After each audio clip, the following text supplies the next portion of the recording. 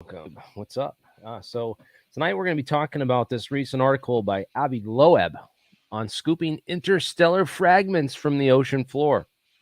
Apparently, he and one of his students were tracking Amir Siraj were tracking this interstellar object, this CNOS catalog object in 2019, and the meteor detected on January 8th, 2014, predated the first reported interstellar object, Mau by almost 4 years and should be recognized as the first interstellar object ever discovered. The meteor paper was initially doubted because the uncertainties in the velocity measurements were classified. That's right. A lot of the data collection that we have for tracking objects in and out of the atmosphere, such as meteors, aircraft, etc., any object that travels fast enough to cause a threat or damage to our airspace is tracked by our military, and those tracking systems are classified. The release of the confirmation letter is a watershed moment in which the government assisted scientific progress by confirming that the interstellar origin of this so-called meteor at the 90 with a 99.999% confidence that this was indeed an interstellar meteor that crashed out in the Pacific Ocean. And it's kind of silly to think that the U.S. Navy, with all that we know about UFOs and the cover-ups and the secret interests of these groups in the UFO subject, massive secret interest at the top levels, while ridiculing the subject severely in the media for decades and decades, and to the scientific community in letters, publications, magazines, and other organizations. They were able to basically blacklist the whole idea of UFOs or alien technology and stuff, but while secretly being super interested in this sort of stuff. So this debris from CNOS 2014 0108 landed on the ocean floor near Papua New Guinea, and it's possible to scoop this debris up with a magnet. Once collected, we could place our hands around sizable chunks of interstellar material and examine its composition and nature. Composition would be amazing to see what this stuff's made out of, and if it's indeed alien technology. It could be. Maybe it is. Maybe this right before this probe came by, they dropped some other probes into the ocean before the big probe was sent or came by. It had some early landers 4 years prior. So lots of questions there. There are some interesting stuff that I know about classified geolocation and sonolocation technologies in the ocean. The SOFAR channels are one of them. There's this boundary layer, upper boundary and lower boundary, where there's this channel that they found it because the whales go down there. The whales discovered this naturally, that they're able to send signals really long range if they get down to the SOFAR channel. And this SOFAR channel stands for sound fixing and ranging transmission, and scientists have noted that this sound channel transmission, it's impossible for the most unskilled observer to miss it. Kind of it's just this thing that's there in the ocean channel, in this about halfway point between the surface and the bottom, in this channel, where it creates a perfect sound wave carrier, where none of the waves are heavily damped up here, and the waves are not as damped in this area. So they're able to travel very, very far. And that's super interesting phenomena, especially if we're trying to figure out how to send waves in surfaces, which we'll talk about later in terms of alien technology, and trapping waves inside of two-dimensional surfaces that act very much like these SOFAR channels. But yeah, that's one thing. They used to have these, and I know that the Navy has triangulation listeners and microphones that listen on these SOFAR channels, so they'd be able to hear this object very effectively when it passed through the SOFAR channel. They'd be able to hear that boiling, meteor, or just the sinking meteor. They'd be able to hear the sound of it as it passes through the SOFAR channel, and they'd be able to triangulate its approximate location pretty effectively through some of those technologies. And they might. This is stuff has been in existence since World War II. Is when they had these things called SOFAR spheres, that there were just these metal balls that they would drop inside the water. They come with these metal balls in their kit, and they drop them inside the water, and they were designed to fall down to about that SOFAR channel height, and like a depth charge implode at that height and create a pop. And that pop would be picked up by these microphone systems and could be used to triangulate the location of the down air soldier or air aviator, as these things were used for since the 1940s. So this stuff has been around at least since that. I'd imagine that the U.S. Navy has technology well beyond these kinds of capabilities with their budget and the kinds of defense things that they look into. I mean, think about it, right? The U.S. Navy can track these They know exactly where these meteors fell. They know exactly what speed. If they can know exactly what speed, and the speed is classified, right, then they obviously know the location. They obviously know exactly where these things are. If we could track ballistic missiles back in the 60s and 70s and past the Star Wars program, if we could literally pinpoint them down to 3-foot range, there's no way in hell that we couldn't find out exactly which trajectory these things take, precisely where they land, and probably have calculated based on their speed how deep they'll go or where they'll be found based on ocean currents. Right. I don't know. It's kind of crazy, because then you get into you get into that argument, but then you get into what happened to Malaysian flight 370. Remember that one? The flight 370. It's still gone. They still haven't found out where it went. It went somewhere in the Indian Ocean, and no one knows where. And it's just gone. Man, so many things have disappeared now. It's hard to even keep track of them. Yeah, and like Amelia Earhart's plane and stuff like that has never been found. But it's just crazy to think about the amount of untapped things that are on the ocean, though, because like everything on the surface has been so picked over by humans. Not fully. I'm sure there's still tons of stuff that these treasure hunters and stuff and people YouTube find all the time. I see videos of people like doing, even this guy digging in Rhode Island is a local channel where he digs up stuff in Rhode Island and finds old pirate treasure and stuff like that, man. So it's legit. But these magnet fishing is a whole nother business. These guys that, they take a rope and they just throw it in the water, and they just go and find guns, turn them into the police because they were used in crimes like long ago and discarded. And all kinds of stuff that they're pulling up safes with jewelry in them and lock boxes and stuff. It's pretty cool stuff. So again, do bismuth and magnesium are neither magnetic? These layered materials that were apparently these metamaterials from this UFO metamaterial that Linda Moulton Howe sold to TTSA. Those probably won't pick up with a magnet. So how do we scoop those up if that's what, something similar to that fell, or if it was something non-magnetic? The magnet's only going to find things that are magnetic. We need something that will really look for others technology, if it's other alien technology and stuff. I don't know. I wonder, after the 4 people who have told me that they personally have access to those samples, or have friends who have access to those samples, only 2 actually have claimably direct access to them. Not those exact ones that we just seen, but similar samples from that crash site. So I've heard from 4 different people now, the same kind of thing. They are indeed layered. They're visibly layered. You don't need to do much to them. And apparently the size of that thing in the picture, it looks like it's big. It looks like it's thick. I guess it's incredibly thin. So that's actually a fairly small piece.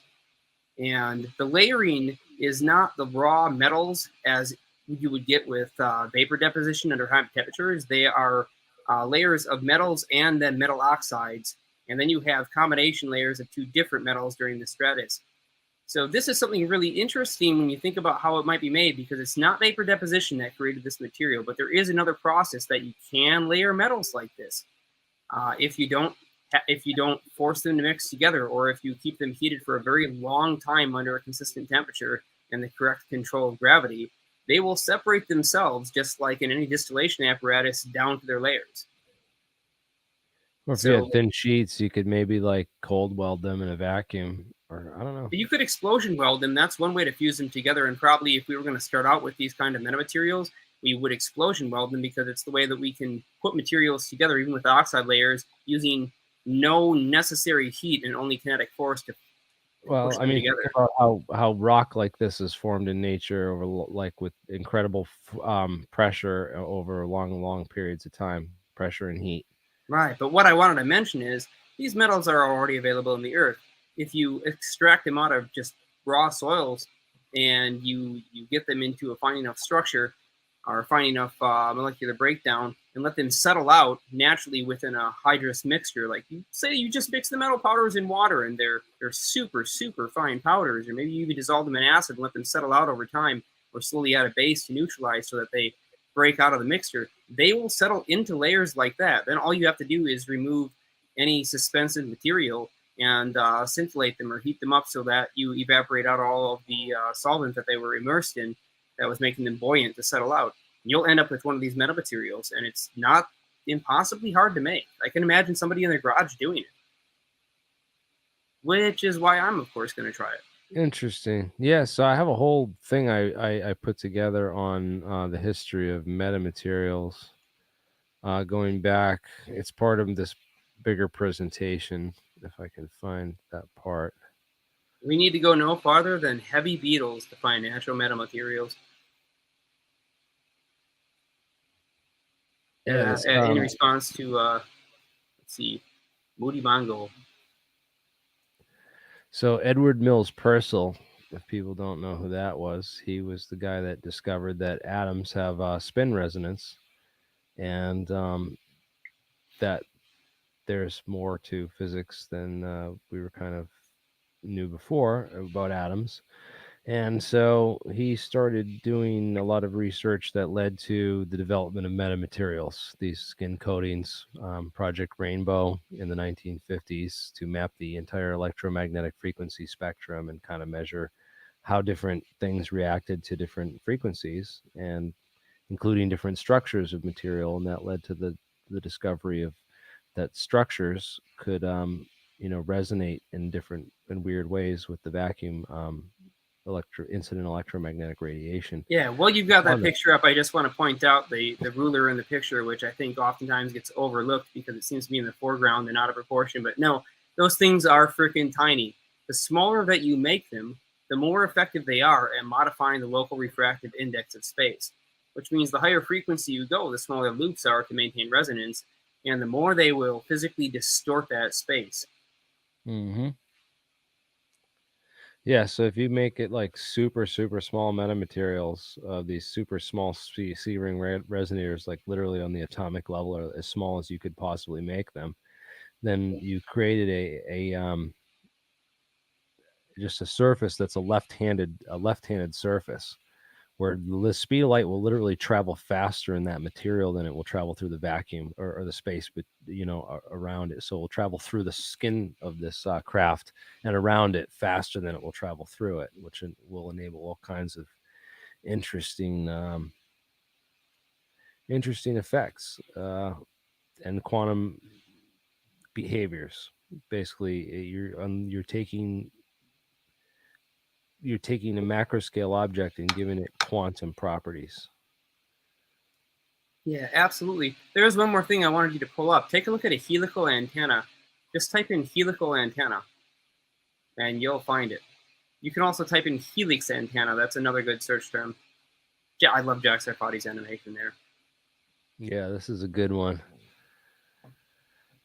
And you need these metamaterials so that you can basically pump lots of light into these two-dimensional systems. And when you have these two-dimensional systems, you can create a whole bunch of different environments in condensed matter physics. And condensed matter physics is a whole branch of physics that deals with the point at which matter becomes coherent, or a condensed phase. So normal matter is basically vibrating at all these different frequencies and all these different vibrations, which interact in all these weird and complicated different ways to form, the systems of materials and chemistry and everything that as we experience it. But everything's mediated and essentially in the background by this electromagnetic radiation force. And the electromagnetic radiation force kind of is it's this vibratory field that sort of holds everything together. And if you're able to break that down at a point, you can literally you can do things with the vacuum that are unexpected if you pump enough energy into it. So there's this thing called the Schwinger limit, which Sal Pays talks about, and that if you pump enough energy into the vacuum, you can break down the space time in that environment. And if you do it in a sheet, like the SOFAR channel kind of environment in the middle of this material, where this wave resonance it just is able to carry very long distances because of the lateral dynamics of the system. Like in the ocean, it's just the fact that it's a thin layer of fluid which just lying on the surface, and that when you get down to the middle, these waves happen to travel very good in that long flat surface. But very similar to that, you I don't exactly know how or where we should start with materials and building the first test models. I think that some of these ideas that you were mentioning, like we talked about the blimps in the last episode, and I think that there may be some evidence that they started a lot of that research with blimp technology and applying it to blimps first, especially with these finer spintronics technologies, and testing if these had any effect on gravity. It would be easy to do it on a blimp because you have lots of surface area and you have already buoyant craft where the slightest amount of displacement force is going to move the object. So it shouldn't be impossibly difficult. If you just had a laser on the inside of a spherical balloon like this, something the size of a party, or like a birthday balloon, mylar balloon, and the laser was expanded far enough where it wouldn't burn through, you could bounce that thing around inside quite a bit. And every time it bounced, of course, it would get wider and wider, but eventually it'd fill pretty close to the full volume minus losses. I guess that you could probably achieve as little as maybe 1% loss per reflection. You could get a lot of photonic energy inside that thing, even with as little as 10 watts of laser pump power. Yeah. And it should be possible due to the wide surface area and its effect on the volumetric space that it's displacing to see if it gains or loses weight. I mean, nobody would expect that if you just took a helium-filled balloon that had a laser mounted on it in some way that could shine inside, and you just remotely activated that without connecting anything or changing the mass, if it lost weight or gained weight, it would be a pretty fascinating phenomenon that we wouldn't really be looking for.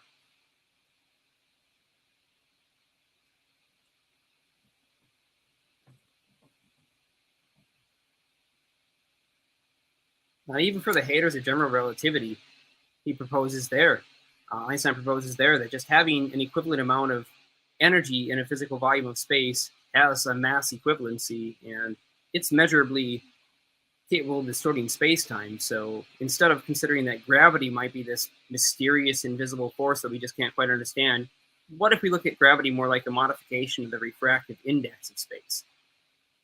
Just like we look at the core of an inductor. You put more magnetic field into it, it can only take so much. It reaches a certain point where it just can't take any more, and the magnetic field is ejected out. Well, for real space-time, that's the Schwinger limit.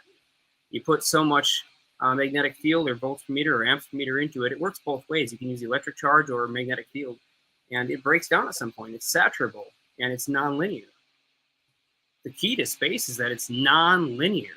You put more energy in, and you don't get an equal amount of distortion. You get a hyperbolic distortion. Yeah, and you could literally warp space-time on one side of the craft if you were to pump enough energy onto that side. Right. So if you can just cross that threshold, it becomes much, much easier. And with pulse powers, we have huge numbers in the millions of amps, and though they seem like impossibly large numbers, they're really not.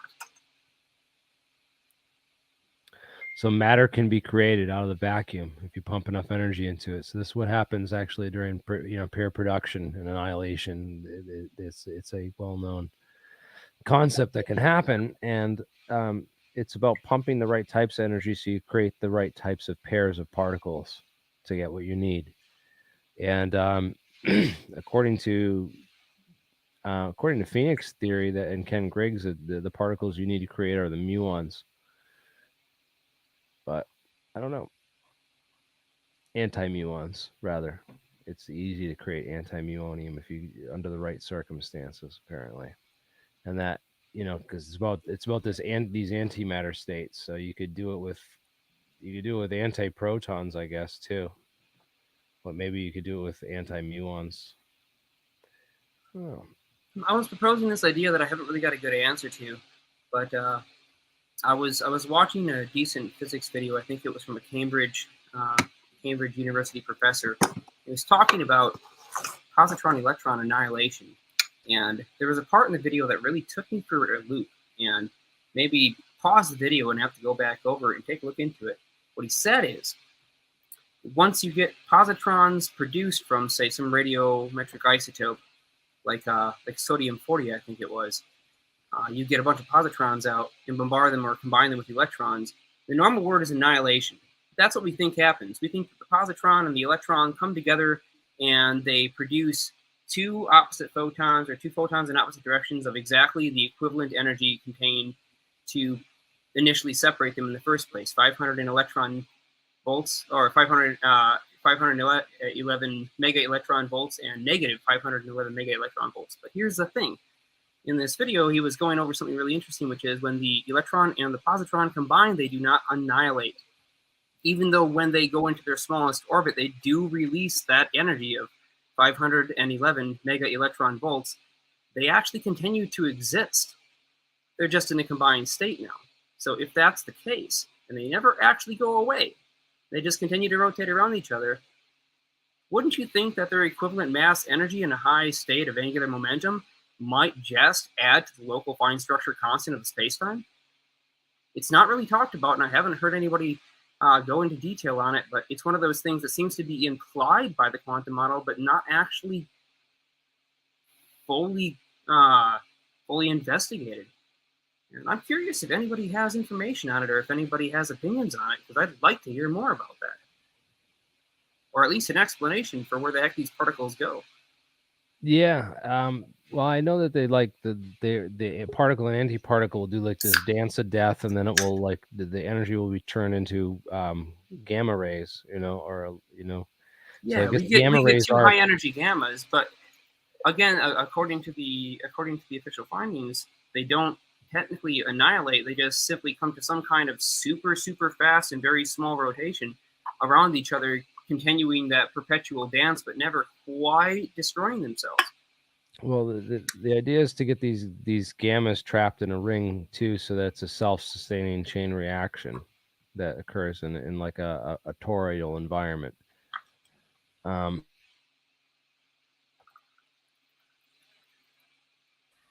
This Bright-Wheeler process is an interesting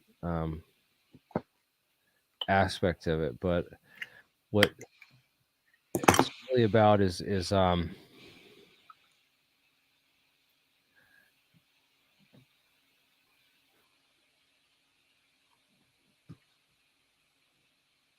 apparently what was I going to say about this process? I keep getting distracted. What we're looking at there is we're looking at a photon that's a Hertzian transient, and so it's a dipole transmission through space. And one side of that dipole is positive and one side is negative. If we take a look at the concept that maybe there's these positive and negative charges that are already orbiting around each other, matter and antimatter in space, and you suddenly have a dipole field that travels across that same space where these particles are located, at the interference point, it could just as well separate them, and we get the appearance of a spontaneously generated particle of matter and antimatter, even though technically, in my opinion, they were already there. I think the reason why it's important to point this out is if you separate these particles, the fine structure constant, which is effectively defined by them or their presence, changes. So you've just removed one of the physical things that sets up that constant, and now your space has changed its physical volumetric density compared to the outside space, and it's now going to contract inwards on the side where you're getting positron separation and annihilation. On the negative side, you're going to get the opposite effect. You're going to get an expansion because we already have a generally net negative scalar potential surrounding us. It's just a funny phenomena, but net negative scalar potential determines whether we end up with antimatter or matter surviving and not recombining, because there's far more extra electrons in our environment than there are positrons, which very quickly find an electron to bind to and go into this infinite dance of circulation.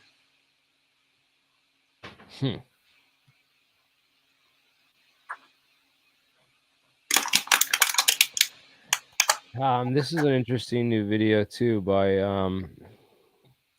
this TPV sun cell, this cavity black body radiator. They have this. That. They create this supercavitation. They create a supercavitation bubble ring, and then I think they put a discharge through it, and they get actually energy out. Wow. And this is Brilliant Light Power Incorporated. Have you ever heard of them? Oh, it's those guys. I looked a lot into them, but I couldn't find enough sufficient information to draw a complete conclusion on it. Yeah, it's like they claim that they don't want to let out trade secrets or too much information about, like, the power, because it's the free energy is too destructive or whatever. But they're just showing off some of their, I don't know. It's certainly an interesting video, but again, yeah, I can say with confidence that what Brilliant Light Power is claiming to be possible is absolutely possible. I cannot say with confidence whether or not they have achieved it. So it's based on these things called hydrinos, and this hydrino reaction and this hydrino model, which I don't know who first talked about it, but I know that it was forwarded by Peter Hagelstein when I was at MIT in his course on cold fusion. And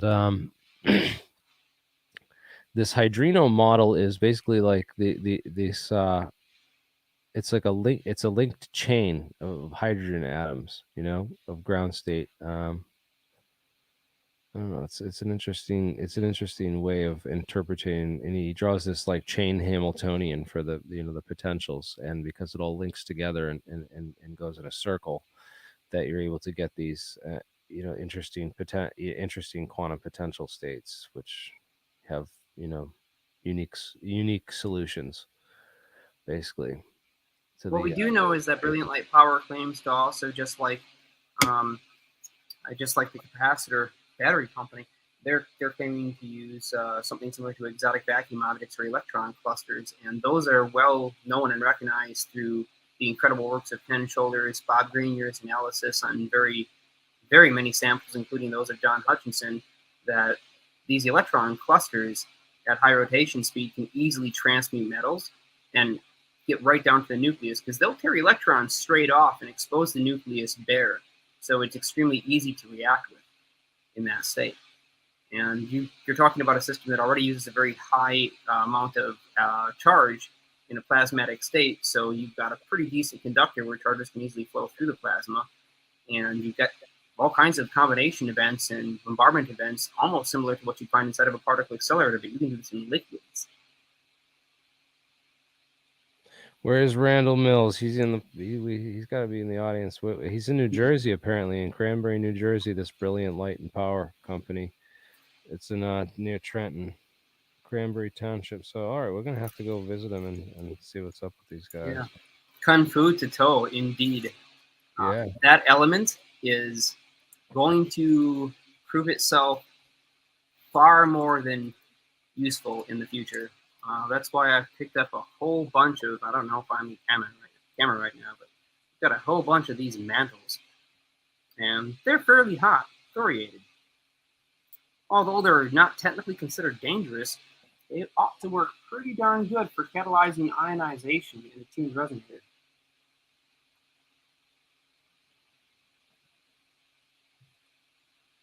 By the way, speaking of fusion power, like brilliant light power, we've also got David Lapointe just pumped out a new video claiming that in nominal vacuum conditions, without a significant amount of energy input, he's able to fuse boron with hydrogen. And he claims that about $10 worth of boron at today's prices could power a household in today's market for a year. That's a big claim. Bob Greener's opinion on it was he doesn't provide enough evidence to actually support that claim as of yet. But we're going to keep an open mind and kind of watch the progress to see where he goes with it, because it looks like he's got something very promising, and he's going fast enough where I don't think we'll have to wait very long.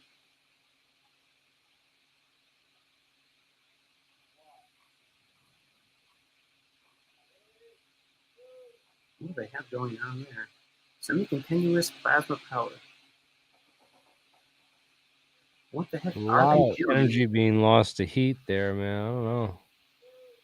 A lot of what brilliant light power was doing is to generate heat to boil steam, but it doesn't look like they're trying to capture any of that in this experiment, so I wonder what the purpose of it is. Yeah.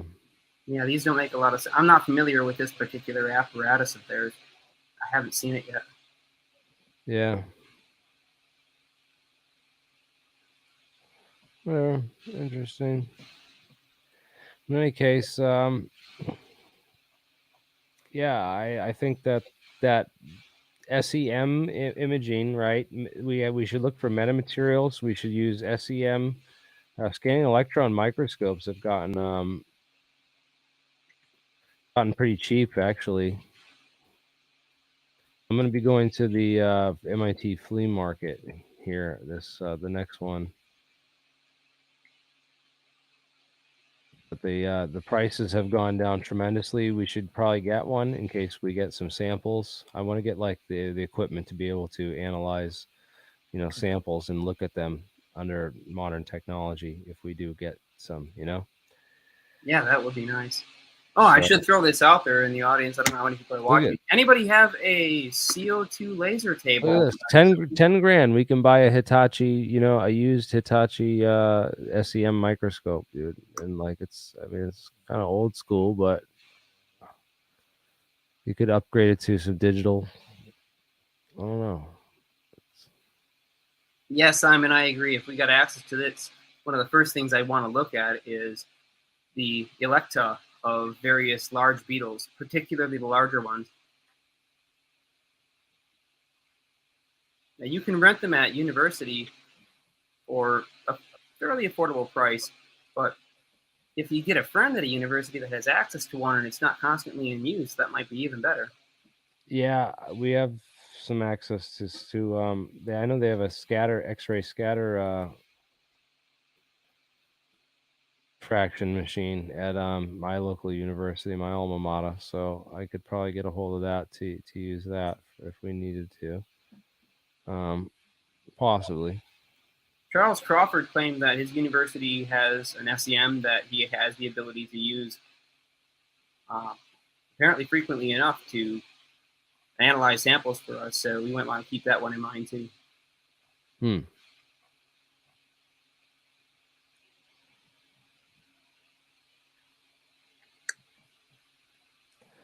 Yeah, so there's a couple of machines that we could use to, non-destructive methods to analyze, materials stuff, and test for metamaterials. But one of the things about this Linda Moulton Howe piece, right? Where's the video where Linda Moulton Howe talked about this metamaterial, and she claimed on I bet you I can't find the video now. I'd have to go look for it, but there was one it might be on this one where she was on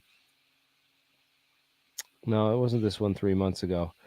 It might have been another one where she basically said that the reason that they gave this to the U.S. Army is because they didn't have anyone. They didn't know anyone with the terahertz capability to do terahertz radiation testing, and that was like we had proved that on this show to be a big, load of baloney. And speaking of Linda Moulton Howe and Roswell samples, I'm not sure how many people have seen the very end of the David Sarita interviews with Boyd Bushman, but he says something very interesting in one of the last interviews. It's the same one where he's showing the pictures of the EBE that are in hot debate, but he does mention one thing. He shows a picture of a small platform with 3 legs, a glass disc on top of it, and some kind of elements that are positioned near that disc. And what he claimed was the materials that are mounted on that glass disc just sort of stuck there. I don't know if they're epoxied on or taped on, but I guess it was some very crude assembly. What he talked about was you let this thing sit there long enough, it'll accumulate charge and things will levitate above it. And what he was saying is they were Roswell samples. So whatever this stuff was, under the right conditions, if you get it inside of a reflector cavity, apparently it can build up resonance and with no extra energy input cause gravitational effects. Wouldn't that be convenient?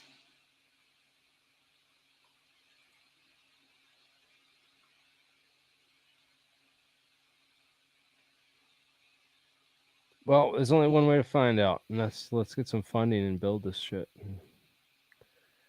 So yeah.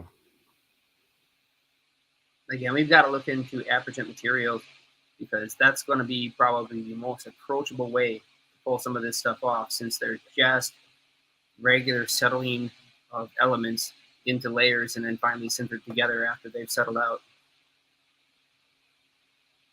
And all we need is a large level surface. Yeah, what about all the people that bought stock in TTSA thinking that TTSA was going to build them, one of these metamaterial craft and build a ship and everything? They raised a ton of money. Did they ever do anything with that? Well, I imagine they're thinking about the same thing that folks who invested in Wilcock and that giant hangar facility are thinking now. Where is their hoverboard? They haven't even talked about any of this stuff in any detail, really. It's like it's hard to even find the videos anymore. It's like buried. And but this is the recent thing. This is the scoop, is that we're going to go and take magnets and go out and drag them across the ocean floor to go look for alien technologies. That's where we're at now. I don't think that's going to work all too well for them, since I've been told already by 2 of the 4 people who claim to have access to these things that they are non-magnetic. Yeah, and I guarantee you they're probably already gotten scooped up. They probably know pretty much where they fell and already have submersible teams with submarines going and looking on the ocean floor with vacuums and stuff to go and dig for these things. Or just somebody's going to have to go down to the ocean floor with a big impulse metal detector that's capable of defining different materials. And that's where they're going to find the Tesseract. And you know how the rest of the story goes, right, guys? Even I don't know how the rest of the story goes. Well, go watch the Avengers, and yeah, they find the Tesseract. It's basically one of these Infinity Stones, and it falls into the bottom of the ocean, and they pulled it off the bottom of the ocean, and they try to figure out its power. No one can touch it. The people who touched it, bad things, crazy things happen to them or something, and apparently the Red Skull got a hold of this Tesseract, and during the Captain America saga, and that's why Captain America was invented, to go after the Red Skull and get the Tesseract back, because the Red Skull was getting these powers from extracting small amounts of energy from the Tesseract that was enough for a human to handle, because humans weren't able to handle all the power of the Tesseract, apparently. That's like a science fiction version of the reality. In reality, the Tesseract is a 4-dimensional cube. It's a 4-dimensional cube object, and represents a way to take a regular cube and project it into hyperspace, or model it in hyperdimensionality or hyperspace. So if you can create the surface of your craft to work in a similar, tesseract hyperdimensional 4-dimensional geometry, then you could maybe bend space time with it, which is very loosely related, but not quite. I don't know. Well, the closest thing I've heard to folklore about something close to a real tesseract was a yellow glowing cube about the same size that apparently to the holder would have the ability for them to view their own future possible timelines and then make changes to their present. Dude, Adam Krigler in the chat, dude. What is up, Adam? I gotta get Adam on for his own show. Get him on. Drop the link.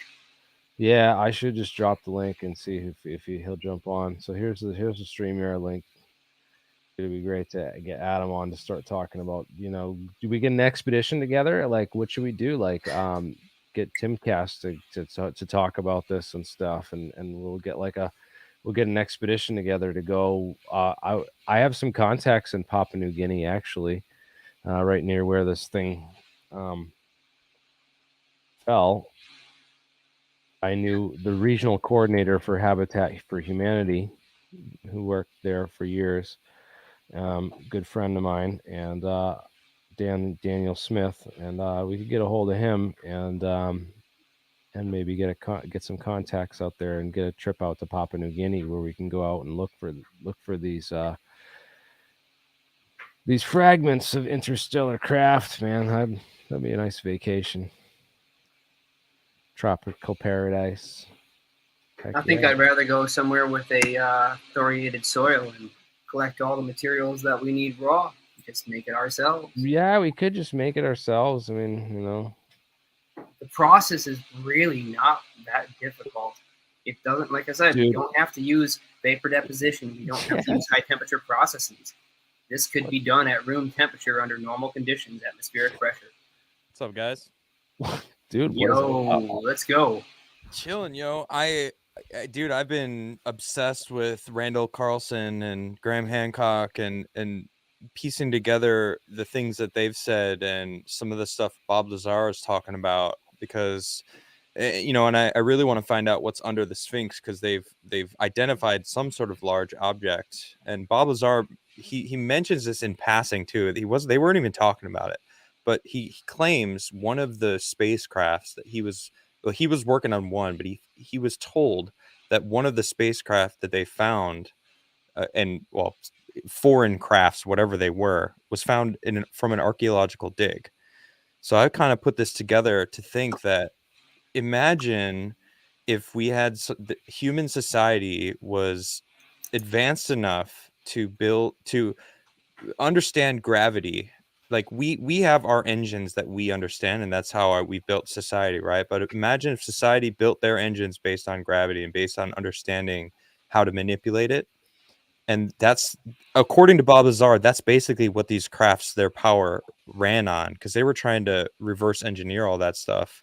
I know I'm kind of dumping a lot of info right now, but but keep on going. Let's get the info. So Randall Carlson and Graham Hancock talk about how there was something that hit the North Canada that melted the ice sheets that were there, and that's what caused the flood that basically decimated all life in North America. And who knows what implication or what that could have done on Earth. But if you were an advanced civilization that wasn't necessarily at the point of interstellar travel, but you could at least, you had spacecrafts that you can go into space and escape the barrage of what was going to hit Earth.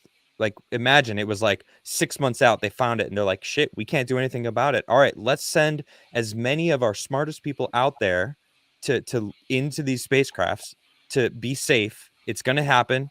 And then they came back down and they built Göbekli Tepe, which was the first recorded place of where agriculture started. And if they're going to have the human race survive through all of this, agriculture is absolutely paramount, because to sustain life, or at least how they thought we should sustain it, is we got to continue on with agriculture, and that's where Göbekli Tepe was built, and that's why Graham Hancock believed that, or allude to the fact, they're not saying that because it's not proven, so they're not trying to claim it, even though all these skeptics try to like debunk them, and they're like, we're not claiming it is, but all the research that we've done show that. So we just want to like look into it more. And I'm just looking at this, I'm like, what if there's these spacecraft are from humans? Like, what if it's just us from a previous civilization that was advanced enough to do this kind of stuff? And like, I'm looking at the pyramids, and there was an ancient Egyptian historian who is sadly passed away now, but I don't remember his name, but he talks about how the information that he knows about the pyramids was passed down through his family lineage, and it was like an honor for him to like learn it, and he wants to pass it on to the world, because the internet existed, and he was able to like document and say what he learned from it. And the pyramids, there were so many different pyramids out there. There were some that were all about frequency, that would vibrate at certain frequencies, and the technological advancements that they had, we don't even have. So I refuse to believe we're at peak civilization. And I just I want to go explore with Randall Carlson. That would be amazing. The knowledge. We're nowhere near peak civilization. Nowhere near it. I agree. The only thing that we have right now is maximum quantity of living humans on the surface, but the quality of life is not even close to what it has been in the past. And yeah, of course, we had a really long period where everything sucked. And I mean, it sucked freaking hard. We had the Dark Ages. We had complete dissolution of any logic on a mass scale. But there are structures that even today we still can't explain, still can't justify, and couldn't build with the best equipment that we have. Right. And yeah, we could come up with ways to do it if we invested a tremendous amount of money. But the way that we do things today is very, very different than the way we used to do things. We're disconnected from nature. We like to force things. Our internal combustion engines compress gases and use explosive technology instead of implosive technology. We take a look at that flying saucer-shaped ground effect vehicle, and it's pushing air down underneath and trying to pressurize the area so it's incredibly unstable instead of pulling itself up like it should. It should be sucking itself into the air, and it would be extraordinarily stable if it did that, because it'd always be hanging on its own vacuum above it. So it'd be like hanging something on a string. It'd be nice and stable. But the way it works, they're trying to balance it on a point. So everything we use right now in modern society is all force through some circuit, through some system, aerodynamic, electromagnetic, whatever. We push current through wires. We don't pull current out of wires. It's a backwards approach, and it makes sense in a simpler way because we can use crappy components and slow transitions, and we can get all these basic slow effects. But the real energy there is in fast transients and information horizons and in light speed bubbles. We need things that work very, very quickly if we want to extract energy out of the ZPF. And we're not using any of that right now. We're just dealing with losses, and that's it. Yeah, it's sad that you look at like the technological wonders of the past 100 years, and all it is just making the same shit better and better and better. And maybe, of course, it's more efficient and smaller, but it's the same technology. It's just we're not seeking alternative technology to make it it's just different, right? It's combustion. It just as you basically just laid it out, and we're thinking about how can we improve what we already have instead of how can we perform the same function with something that we don't already have. Yes, exactly. We're not thinking about what the purpose of the machine is. We're thinking about the way that people are used to that machine and how we can give them something that's similar enough where they'll make sales on product shelves or on auto lots. But it's all about that familiarity aspect. And unfortunately, the human species supports that economic model because they like to buy things that they're familiar with. If it's too far out of the box, they are not sure. They don't want to adapt. They don't want to try to figure it out. They want to get something that's familiar enough where they can relate to it, but new enough where it seems like it's the cutting edge. but they won't take anything that's both unfamiliar and new. That's just completely out of the spectrum. Well, because it costs the amount of money for the research, to get to the point where you take a new technology and sell it to a consumer for profit is just, it's going to take someone that is willing to lose money, and no one with the amount of money that it takes to do that is willing to do that, because most of those types of people are in it to make money. And sadly, this society that we live in now is about us, or me, you know what I mean? Like I do it for me. I want to get rich for me. We're not thinking about 4 generations from now. And that's sad, because if people thought 4 generations ahead instead of right now, I'm like, all right, in 200 years, my grandkids, I want them to be pulling energy out from the telluric current that every morning, every single thing is charged. Like Tesla was obsessed with understanding the telluric current, and he thinks that that's what the pyramids were, and that's what his Wardcliffe Tower was. Like, he basically built like a replica pyramid out of modern technology, and it worked. And JP Morgan's like, I can't sell this. And the JP Morgans of the world aren't wanting to do that, because the alternative you cannot sell, right? In the end game is having something that is infinite energy, something that isn't you can't sell it. And then where's their profit coming from? Once you make a product that isn't, then what do? You make it so it breaks after a year and you have to sell a new phone. It's like, that's not sustainable. I don't know. Well, Yeah, if we there's a lot gave a of damn products about our like that. planet, power companies would at least put this technology into implementation. The only trouble is, power companies have employees. Employees have mouths and relationships and families and friends. Correct. So there's no way they can work on something that would utilize a non-fuel burning technology that wouldn't get out and ultimately leak its way into people's garages. And that's the real trouble. We have it now. It could be used. It could reduce carbon emissions. It could effectively reverse the damage that we're doing to the planet. Regardless of opinion on how fast or how slow that damage is being done, I don't think anybody is going to look at the oil spills and look at all the other problems that we're having, or sinkholes, and say, well, okay, so maybe it's not as bad as the paranoia propaganda out there, but this isn't okay. Either case, we have it now, and it's not really the big players that are preventing it from happening. I think the main idea is people are used to utilities as being their source of power. They want to go to a gas station, and that's where they fill up their car for fuel. They want to go, hook up a meter and pay a power bill to an external provider. They're used to utilities being provided by some external source. And the idea that someone might have, say, a generating facility on their property, or maybe each block has a small power station, or substations are disconnected from the large power lines that feed them, and instead they have these local energy generation systems replaced right at the substation level. These are feasible ways that we can use the existing power grid to distribute power, but we can stop burning fuels. Yeah. You're not gonna see it, because releasing the technology in any way, shape, or form, even if it's done by the large corporations, is still going to leak its way out. And I don't think people are ready to take on the responsibility of having to host their own power in their own house. I mean, imagine if every single house on the block had its own generator and it goes out. There'd be constant maintenance. People can't fix it themselves. It's a lot more complicated than just paying a bill every month. I just moved to a property. I just bought my first house in life, and I live on directly on a river. I'm kind of in the middle of nowhere. It's beautiful, but the river is always pushing. It's never freezes. So I could actually build like a hydroelectric something on my property.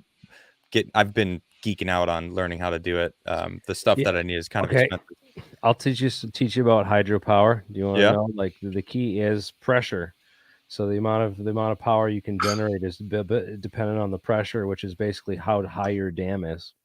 Okay. Well, I have at least a 3 a big river hits my property and then bends around my property, and from one end of my property, it drops about 3 feet to the other end of my property. It's a rushing, it's not really a waterfall, but there's like kind of rapids around my property. It's pretty cool. So I have a really good spot for that. Yeah, you might need permits for it. I don't know. They lock up this stuff pretty good. They don't want you doing it, but I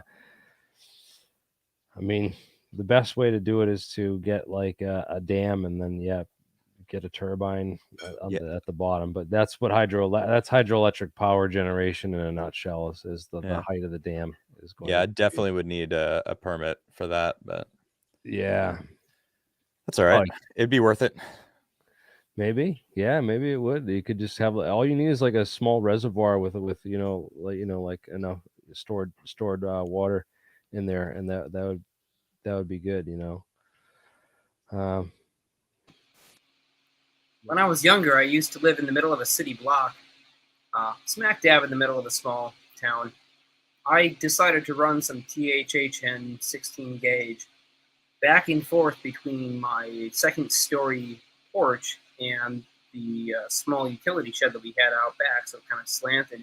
And of course, there was other stuff around in the area. It crossed close to a tree, but once I strung those wires back and forth, and there were no power lines above, no large 60 hertz emissions to get a resonance in that system, it picked up ions and it was able to keep a light bulb lit 24/7 just by stringing wire up. Now, if I only found out later that if I had only pumped it with an oscillating frequency, I'd be able to pull a lot more power out of it. That's another weird thing about the houses with like streams that run underneath them have like a poltergeist activity and stuff in them that they found and stuff like that.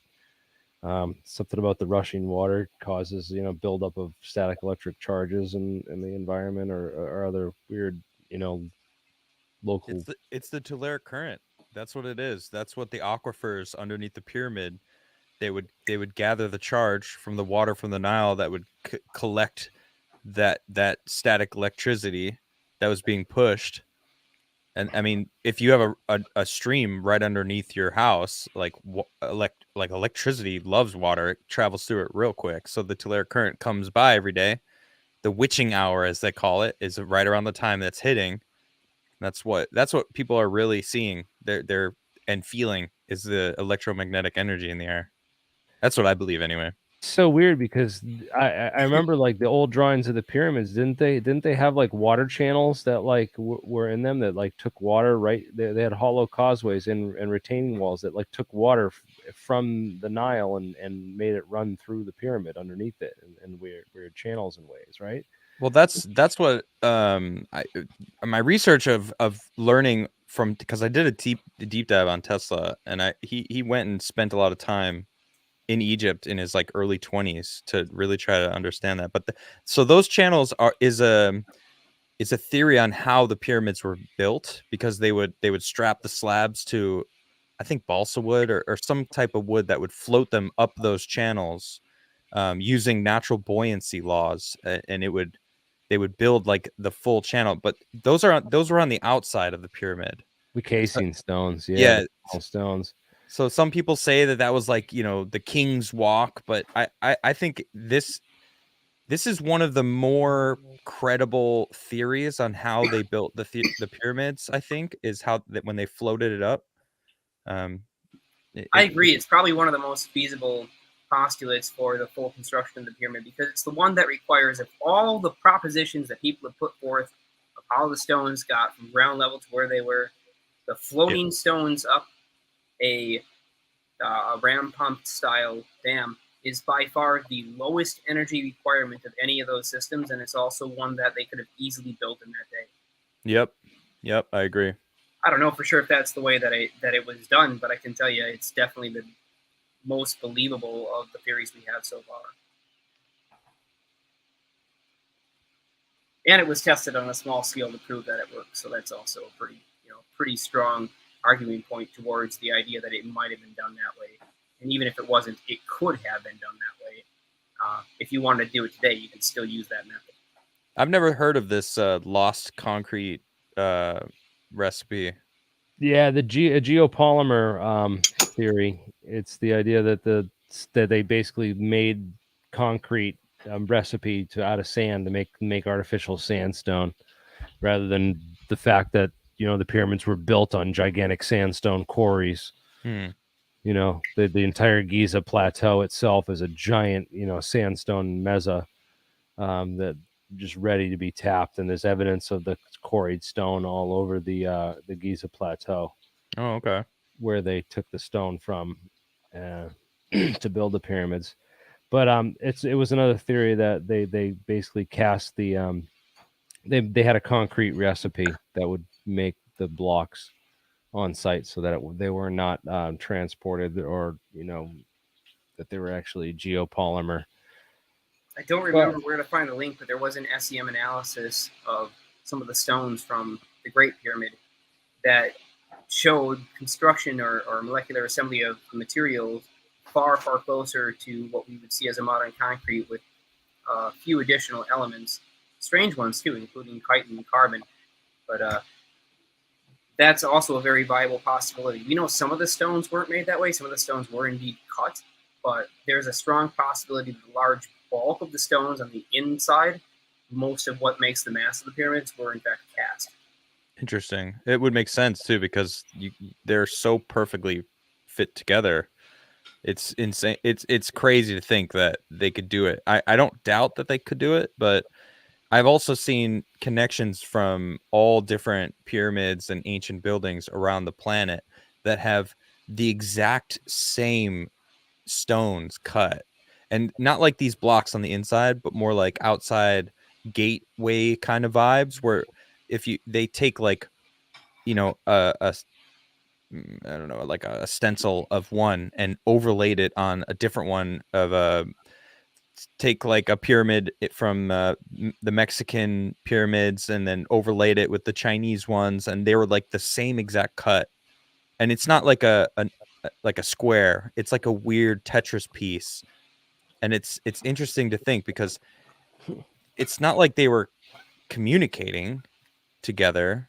And then you take the idea that the Grand Pyramids, Easter Island, what is the temple?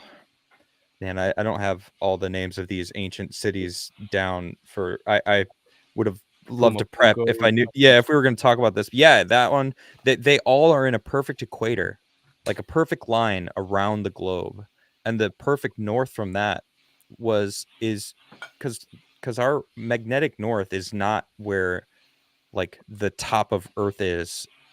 It's actually shifted over the years, and it's actually still moving. And they say that back when it changed, and in this equator, that's where true north actually was at that point. I don't know. There's a really interesting man. What interview was I watching? We have been monitoring the magnetic field David shift of the Childress? Earth's poles. Sounds And like- they're shifting by, according to the official numbers, like a couple inches a year. It's not claimably a large amount, but there are some events where they move very quickly and they move a lot. Yeah. I haven't seen the exact numbers on how much that is, but apparently it's enough to startle some scientists looking at the data. Yeah. This is the guy who's always on Ancient Aliens, you know, David Childress. He's written like 20 books on all this stuff, and he's Cool about it.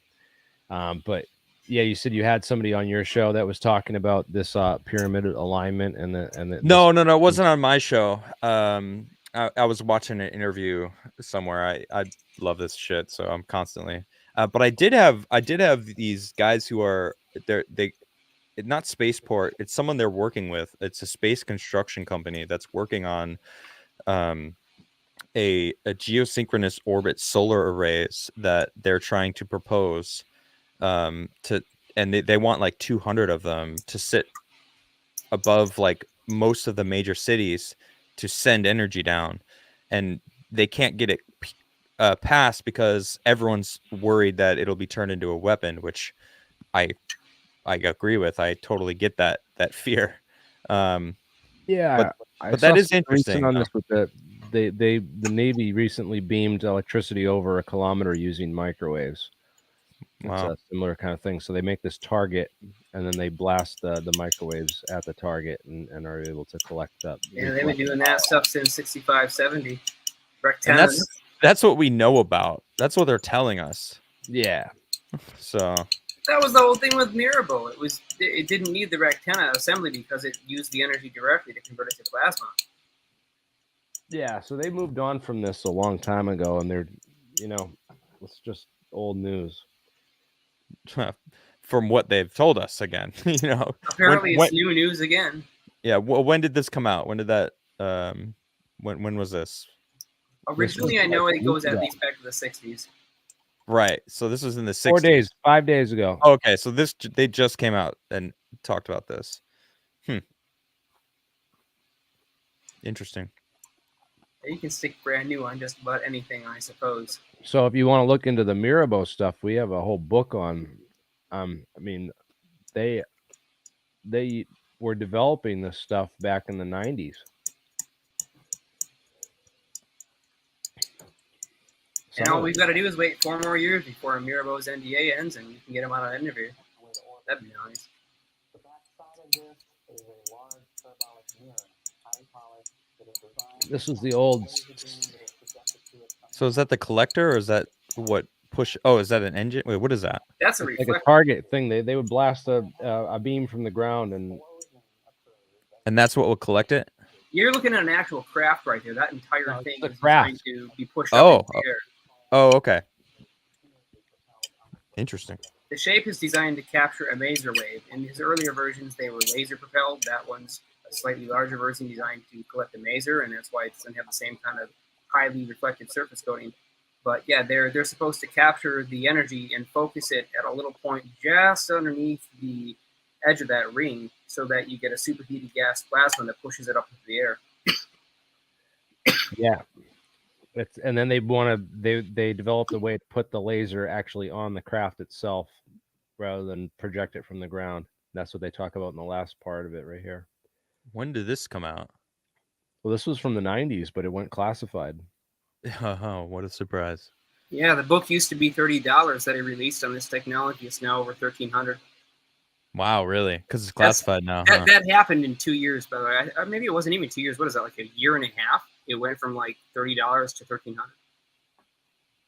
Yep. Something recently happened where this was suddenly pulled off the release shelf and you can't get it anymore. But there's a whole book on how to build exactly what you're looking at on the screen right now. That's cool. I've never heard of this before. Look around the ring edge there. That ring, that hollow tube, is a particle accelerator.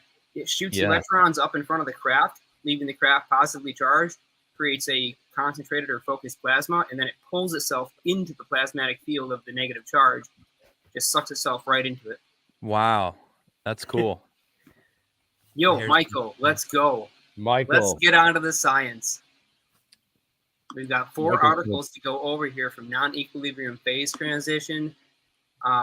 We've got another BKT. Let's see, what else we have? Yeah, phase transitions and long-range couplings, and the Merriam-Wagner theories. Oh, I want to play this because Elon Musk is a hot item. So we'll have Elon talking about beam propulsion. There's a video on this. Let's play it. He bought Twitter, or supposedly, I don't know. I haven't looked into the details of it yet. Yeah, he bought it. Nice. Yeah, it's great news. Honestly, I'd trust him more to do it right than the current board. Agreed. Well, he paid $44 billion for the opportunity to try, so hopefully he does. I think he will. Trying to make something work. Can you turn this up? To orbit or a really high delta velocity with beam energy, and see how well does it work in practice. Hey, Jeremy, if it sounds like it's playing through your microphone instead of directly, so you want to turn CC on? What's that? Turn closed captions on so we can see what he's saying if we can't hear it. Oh, wait, it's not going to play the sound. I'm going to have to share it. I just throw the closed captions on so we can at least read it. I mean, it's just about the text anyways. It might as well not even be somebody who's sitting there. It doesn't matter if we watch his expressions. I'm going to do...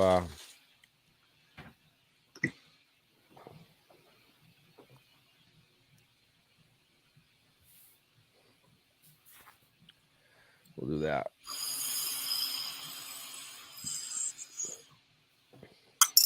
Meant to say that we shouldn't work on the mic. Way better. Saying we should. I think that there are some scaling challenges with beamed energy. You have to say, what's the actual power output you need to send, say, a Falcon 9 class vehicle to orbit? And it's a very, very big number. Like you start needing like, whoa, we need like the power of like the Eastern Seaboard, to sort of send something Falcon, they call it Falcon Heavy class, what do you need to send something like that to orbit? It's really a huge amount of energy, or a huge amount of power, to be precise. Like, it's actually the power level you need is you don't need like arguably not that much on an energy basis, but you can't like tell everyone to turn their lights off in Florida. So then you need like a huge power plant or a huge capacitor bank or a huge high power density battery array. So I'd like to see how this, how well does it scale? What you need is a flywheel. You know what they use at MIT, right? For the tokamak at MIT, they have a What? giant flywheel, and they Oh, pump up. for real? They pump energy into this giant it's a mechanical flywheel, and they pump tons of energy into it all day, so that when they need to they need those megawatts of power, they can just pull it off the flywheel, so that they're not pulling it off the grid and causing brownouts. Cool. That makes a lot of sense, because you could do that like what's it called? You could do that kind of like in an N machine configuration, or a, what do you call that? It's a simple disk motor. You have a minimum impedance through the motor to get it running. So you can get very high current, very low voltage for tokamaks. I don't know why people don't do that more often. That seems like the gold standard for that sort of thing.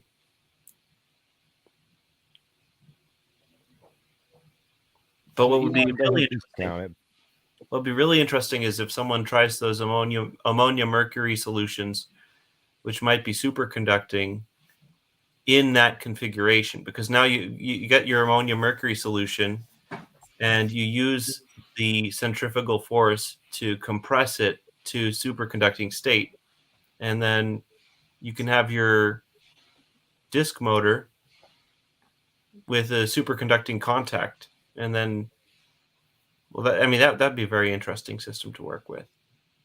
Ammonia mercury, is that still a liquid? Yeah, see, that was what I was like. All this stuff about like mercury is like liquid mercury at crazy cold temperatures and high pressures. That's not how it would be. You'd need to mix it with something, and that thing is mercury. Like because you can look up what was it? So the first superconductor was a mercury superconductor. I'll look up ultralight bipolarons in ammonia mercury solutions. Ultralight bipolarons. Yeah, I'd like to see that. I have never heard of ammonia mercury solutions. Actually, I don't think I've really heard mercury mentioned along with the term solution in a sentence before. See, all of these really high temperature superconductors are probably bipolaronic or polaronic in general.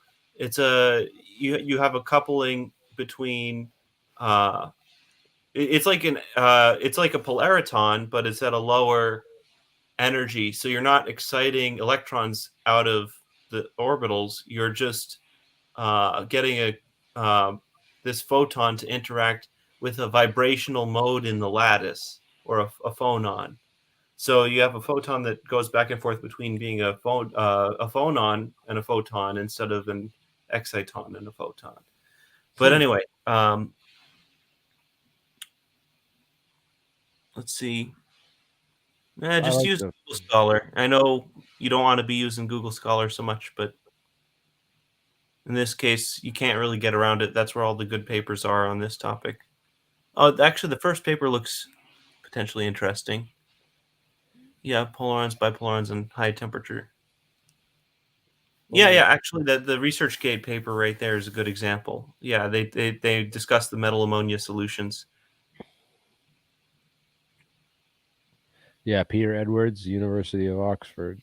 Yeah, and so the reason you can do this sort of thing is when you have a polaronic coupling. So when you have a polariton, you have some gap between materials, and you basically, these act as mirrors, and they this light bounces back and forth, and so you need layered materials to get polarons or polaritons, and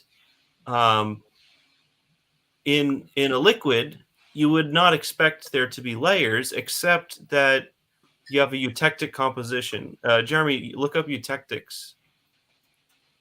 Yeah, eutectics are a metal Yeah, eutectic. alloy that forms. It's like a boundary layer. If you look at the images for a eutectic, not that image, not the graph at least, like look at like the actual. Yeah. Here's a no. There, that diagram. See, it shows you. If you click on it, no, the one next to it. Yeah, that one. If you click on it, it shows you this this layered pattern. The actual microstructure of the metal looks like that.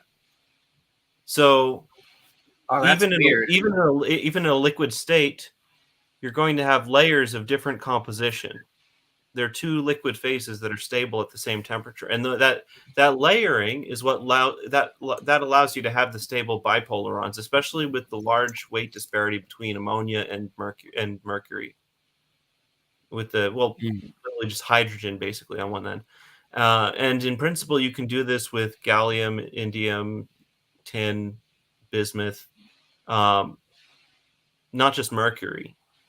I mean, whatever your melting point is going to be, they're going to vary a lot. But and there's a lot of cool properties in these ammonia mercury solutions and ammonia metal solutions, because you can get liquids that are semiconducting, like just like What's the difference between a bipolaron and a polaron?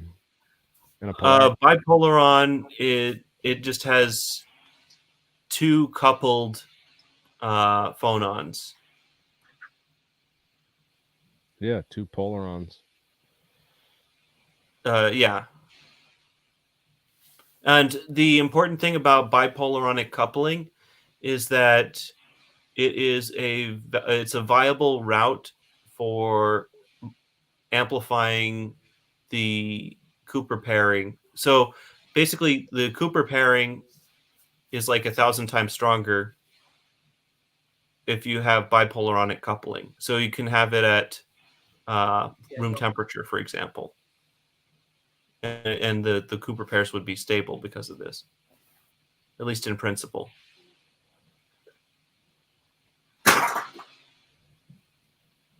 So these like actual particles are just ways to model waves inside of materials in condensed matter physics. Yeah. It's so basically, because of the boundary conditions and the environment of a solid material, you can have a lot of things that you can describe with a wave function as you would a particle, but they're not a fundamental particle like in vacuum. So they're a particle, but it only exists within that material. Interesting. I'll step back in just about 1 minute. This is all beyond my wheelhouse. I'm here. I'm here with you though. trying to understand. Good stuff, man. I want to know like about. I want to know what Michael thinks about some of the pyramid stuff. Like I was talking about those cavities in the pyramids right here being the main gallery here, right? It has these walls that kind of go up at these angles, and it has the same effect as this Chichen Itza pyramid has like the same thing, and it talks. Oh yeah, you mentioned that. I wasn't available that day when you were on your stream. Yeah, but there's a whole paper on it. So you need to. It's not simply a Bragg reflector. That's a chirped pulse former. So look up chirped pulse amplification. Yeah, so distributed Bragg reflectors is similar, but it's so chirped pulse reflection. Chirped pulse amplification, and then look at the images for some diagrams of it. Oh, actually, the Wikipedia page has a good one. Yeah, see, so the Chichen Itza pyramid is at like a 45-degree angle, and you can see here Yep. you're using two Bragg reflectors at 45 degrees to create a chirped pulse, and that's why it sounds like a bird. It's literally chirping the same way a bird chirps. That's why you clap in front of the pyramid. It creates a chirped pulse. Yeah, That's that's awesome. fresh. So that Yeah. like the guy said that we had invited experts to come and analyze this. No, come on now. It's element. It's almost, well, I mean, Do you think it's that almost they elementary physics. It's there's a lot you have to learn to get to the point of knowing what the thing is. But do you think that they experimented not- with it's this not- and it's had not some that knowledge of this? complicated.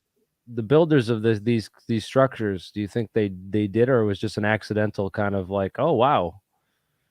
I mean, Listen to it that could bird have been effect. either way. I mean, I think it's more likely it was accidental, and they just like, oh, we built one like this, and it did this thing, so we'll build more like this. Kind of. Yeah, maybe. Yeah. I don't know. That's my guess. But who knows? I mean, there's just that's the thing. Like with anthropology, with history, with sociology, they're soft sciences, so you can't know things for sure the same way you can with physics or math. And even in physics, a lot of stuff these days that we think is valid 100%, Yeah, it's simply not true. And still no evidence for darkness. There's no way I'm buying that it was an accidental thing. There's no way I'm buying it. Not 100% for sure with any of the pyramids at Giza. I'm with you, dog. The Great Well, Pyramid. that's your opinion, man. Go ahead. I mean, just it's not actionable anyway, so it doesn't really matter too much. It actually is actionable because the same harmonics that determine what's inside the reflective or acoustic halls of the pyramids at Giza are the same principles used inside pipe organs, churches, and a whole bunch of structures that are much more modern. It's the same exact acoustic principles. And the reason why I studied this and why I know it is because I'm an audio engineer. Sure. I've worked in industry. I had to tune entire venues for specific frequencies to get rid of reflections, harmonics, and all kinds of other stuff. And in working with that, I was immediately recognizing the fact that it was designed specifically to produce harmonics. It's exactly what you would do for pipe organs. Do not use chirped pulse amplification. I'm pretty sure. I can guarantee you inside the pyramids at Giza, those acoustic reflectors were extraordinarily intentional. I mean, any archway is built that way also. But I mean, if you think there's something intentional to that, and you can make a testable, actionable theory from that, go ahead, be my guest. We have a lot of attack surface elsewhere. So I will focus elsewhere. What I won't speculate on is what the purpose of it being an acoustically harmonic resonator was. I have no idea why it was built that way or what they used it for, but I do know that it was intentionally built. Well, that's where all of the useful things are for doing stuff. I agree, but the idea that we don't know exactly what something was used for or how it was used doesn't take away from the idea that we can very clearly determine how it was constructed and what it was designed to do. It doesn't take a lot of thought to look at an old bridge and determine that it was designed to pass a distance where there was no ground beneath. But exactly why they needed to build a bridge in that location and who went across it and what they really thought about the bridge, that's all stuff that we might speculate on, but it doesn't matter. We can still tell what it was. It's all fun to speculate about. I'm these days entirely focused on the actionable building of things. I agree. But I do think that we on both sides of the aisle. Structures, because these are geometric structures, and it takes all kinds of drives. We're going to have to consider the idea of the geometry for not necessarily the acoustic side of this, but in the electromagnetic side of this, the same types of concepts apply at the luminal scale, where we're talking about information horizons meeting each other, and you get these wave node interactions at a very high velocity, where they're going to combine in three-dimensional space, and their wavefronts will add up constructively or destructively, and we get pinch points or very strong energy concentrations, and we can use those for propulsion. We can use those for trying to reach the Schwinger limit. We can use those for ion generation. There's a lot of applications there that apply to the same type of technology, and an acoustic analogy is a good one, but ultimately we need to look at the electromagnetic side of this because, hey, we're an electromagnetic society. We operate off electricity. Everything in modern society is electric. So we need to bring this stuff to the modern society standards and figure out how we can build this in smaller packages that we can control, determine, and calculate. But we should look at the technology and should look at why it does what it does. Why does one single harmonic, a sinusoidal input, within one of those structures, particularly the red pyramid is the best example because its structure is still the best intact, and why does one single frequency generate over 7 different harmonics inside that chamber that are precisely nodes of each other along that along the same acoustic and nodal spectrum that the Egyptians use for their sound, for their music?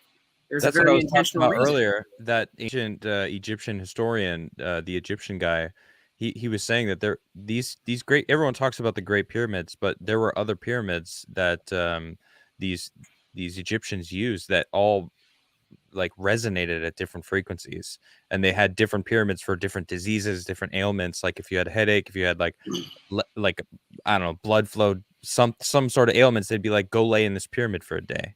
I want to just jump. I don't want to be rude or anything, but I want to jump away from more esoteric side of the application and get into the science of it, right? So no, I'm intrigued by it. Yeah, if we look at the practical application in electrodynamics, if we want a really high frequency, if we take some given amount of, say, joules, and we want to maximize that joules by dividing it into individuated units where you get lots of high-frequency wave interactions that are constructive and destructive so we can get higher energies and lower energies across the same period of time. Like if we have one sine wave that's exactly at 1 hertz, but we want to turn the energy in that one sine wave into, say, something at the kilohertz range or the megahertz range. The way that we can do that is with something like Bragg reflectors in an electromagnetic sense. So we could use reflecting plates, like, say, tuned capacitive resonators, parallel plates. We could use parabolic focal dishes for very high-frequency transients to try and concentrate the energy. But we could use the same principles, the same fundamentals to generate a lot of different electromagnetic harmonics by applying antenna physics to what we're looking at right now on screen. We just need to build it for the wavelength and the size that's required and build it out of the right materials that will indeed reflect that wavelength and send it in the direction that we want so that we can generate harmonics. There's actually a very interesting Boeing patent I've got to mention. Towards what end? I mean, so you're playing around with light, you're playing around with electromagnetism. Towards what end? Because there's like a billion things you could do. Levitation, overcoming gravity, amplifying the amount of force experienced from the external frame of reference from every acceleration of a charged particle within the system. Oh, perhaps this is more productive. How's your research going, Jeremiah? Very well. You got any effects you want to talk about? Nothing that I want to talk about right now on air. I don't want to get myself in trouble quite yet. I'll save getting myself in trouble for another day. Anyways, that sounds that's an interesting. I hope it's going well. Yeah, sounds like there'll be some interesting things. Yeah, we can talk more privately. I mean, but yeah, some things sure. I just shouldn't quite say yes. Not that I won't, just not yet. Yeah, I mean, as for me, I'm just totally focused on, like, metal printing, consulting work, etc. Still, both metal and ceramic printing are going to be tremendous. Which I got to mention, our database guy, Mr. Sean there, he brought up a very fascinating idea that Tom Anderson would be all over, and it's about ceramic printers and dealing with reflective enclosures that have a very high frequency response. So if we want to build our own custom ceramics, the new side of ceramic printers basically use a binder, a hydrated mixture, and the right kind of ceramic that we can choose from. So we can use almost any ceramic. You print it with a 3D printer, it basically makes it like a 3D printer that builds a house. You've seen those concrete depositors that have just a wide hose that kind of layers it on. That's basically how these things work on a small scale. You throw it into a kiln, it shrinks by some percentage based on the binder, based on the hydration content, and you end up with just about any structure of just about any ceramic that you want. Pretty fantastic. Right, yeah, that's not very useful for multi-material purposes, though. Not necessarily, at least, because then you got to match your shrinkage and your thermal expansion coefficients and a whole bunch of other properties of these materials so that they can be printed together. Yeah, but if you really were to develop it, you can control all that by choosing the amount of binder the amount of water, and you can tune the mixture so that they all have the same amount of thermal expansion. So if you were to say it, in another way, you'd have a eutectic mixture of various ceramics printed, each of them from their own ceramic injection head, so that you could make structures like that. The big challenge is when you got like a phone, it's extremely multi-material. You've got thousands of different materials working in concert on that thing. I agree. I'm not talking about getting to that level of technology yet. I'm not even sure when we'll be there.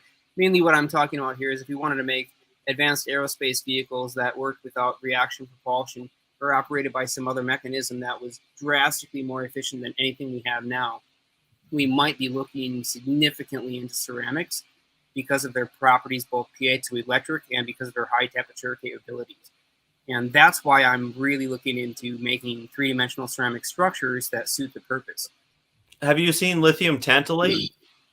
Lithium tantalate? No, that's a new material name I'm not familiar with, but I'd like to hear about it. That's the material they used to induce pyroelectric fusion, which isn't as exciting as it sounds. It's just it's a highly pyroelectric material, so they were able to produce a 30-something giga electron volt field with it. Say that number again. 30-something. It's roughly 30 giga electron volt field with this material. Holy shit! It's a pyroelectric material, so I assume they hit it with a laser to induce it to heat up very fast, and that created a massive electric field. I have to have it. What is this material? I need it. Tantalate, yeah. Jeremy, look it up. Wow, yeah, please pull it up, and I gotta put this into my search bar just as well. Lithium tantalate. Oh man, that's nice. Yeah, pyroelectric fusion. Whoa. It's not very useful for, like, you're not going to get break-even fusion this way or anything. Isn't tantalum like the most toxic metal out there? Oh no, tantalum is biologically inert. Huh. You're thinking of thallium. Thallium, yeah, that's the one. Thallium, like tantalum, is like they make medical implants out of it because it's like hypoallergenic, basically. Tantalum. So I got a super chat, $10 super chat from Nixus1. Says, I'm curious if anyone else saw the same document I did back when I was in high school. It was a process to make alien metal. It was back in 92, 93, shortly after the advent of the internet. I'm going to ask him to describe more about that. Can you give other details about... Yeah, I'm going to need more details on that, man. It sounds awesome, but I definitely did not stumble across that back in my day. That was a little bit before my research day and getting into this. So I was like not even in middle school, I don't think, back then. So, but yeah, be great if someone has that and can produce that or have more information on that. That sounds really cool, but I'm sorry. By the way, Jeremy, I don't know if you wanted to pull it up, but I sent you an email containing a diagram. I was laying on the couch 2 days ago, and it just kind of popped into my head. It was the poor man's version of Pakhanov's beam generator, and I found another way that I think is going to be really effective to produce the same kind of force beam. It might be interesting to get the audience's perspective on it and maybe get some feedback, put the idea out there into people's heads. I have not built it yet, so I can't say anything about it. You post in the private chat? I didn't post it in the private chat. I did post it on email. I suppose I can download it and try to link you in the private chat. That's all right, but we can talk about it another time too. So anyways, another thing that we can point out on this Wikipedia page here is this is used in terahertz generation, this lithium tantalate. It's right there at the top of the page. Yeah, and terahertz generation and detection. It's used for it's a nonlinear optical crystal. So just like BBO crystals or barium titanate, you can use it for an optical parametric oscillator, and then you just tune the OPO to produce whatever frequency you want, including far infrared terahertz. Oh, sweet. And what about what was I gonna say? Using it for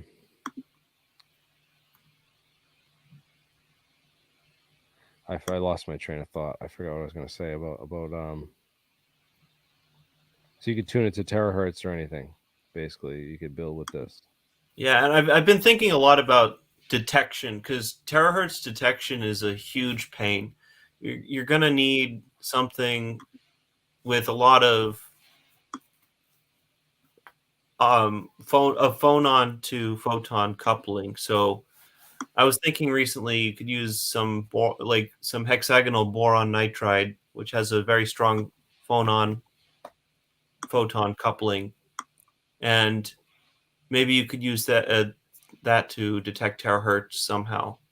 The challenge is most electronics operates way slower than terahertz, so you're going to need to have some value averaging all the way in your materials solution at the beginning of the whole thing, and then that crosses some threshold that your sensor then detects.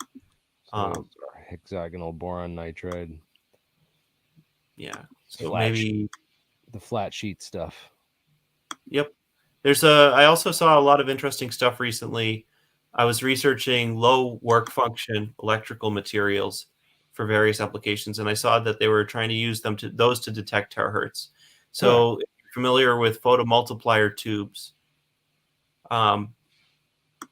that's you hit a plate of some special material and it emits an electron because it has a low work function, and then that creates a cascade, and then it detects that photon because of the cascade of electrons. Those photomultiplier tubes typically work with visible light, but just recently they've been able to get stuff with low enough work functions where you can produce a photomultiplier tube. Speaking of photomultiplier tubes, I have something interesting. I want to Terahertz. read this, Michael. Check these out. So I got a bunch of these systems, and they are solid-state scintillators. They use a high-sensitivity photovoltaic panel. I guess I'm going to have to turn the intensity of this light down. Just give me a second. Fancy. There we go. I'll turn that down so we can actually see it. But so we're looking at a 8-cell solar panel. It's a real high sensitivity, and then what it goes into is some I think they're TL081 or 071 high-speed, low-noise amplifiers. Each of them has their own biasing, so they're split rail. They have their own filtering capacitors, and they're different per stage. So what this thing will do is, like you have a multiplex dual scintillator setup. Well, this thing has effectively 8 different scintillator setups in it, so it can detect if it got a simultaneous single event or if it got it on all 8. And here's what the crystal looks like. So, of course, I've broken this crystal. It had 8 bars, and we're going to only be able to see 6 right now. But each of these scintillator bars has a barrier layer between it. It has some kind of coating of something that's slightly tannish white. I'm not sure what it is, but if you scrape it away, these are lead bars. So I'll bend this one, and you can kind of see like the coating breaks away. And Yeah, that's sort of material I've been researching. Like there's tons of it's a electron emissive material. And so I have to set up. I just ordered new batteries for my. Was that in vacuum over there, or was that part of the solar cell? What was that component? Let me pull it back up. I'll show you, and you can tell me what specific part you have a question. No, not that one. The other thing that had the coating. Oh, the scintillator crystal. Yeah.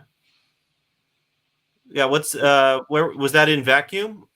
No, it was supposed to be moisture sealed, but moisture got into these anyways. Some guy that worked at General Electric, I believe it was, had these things in his basement for a couple decades.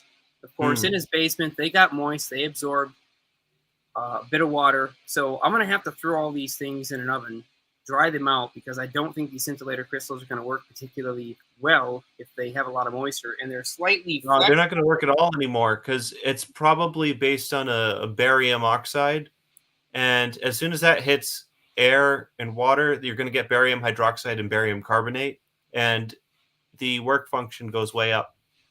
So let me show you this, because I couldn't figure out what these scintillator crystals were. I tried to look for it.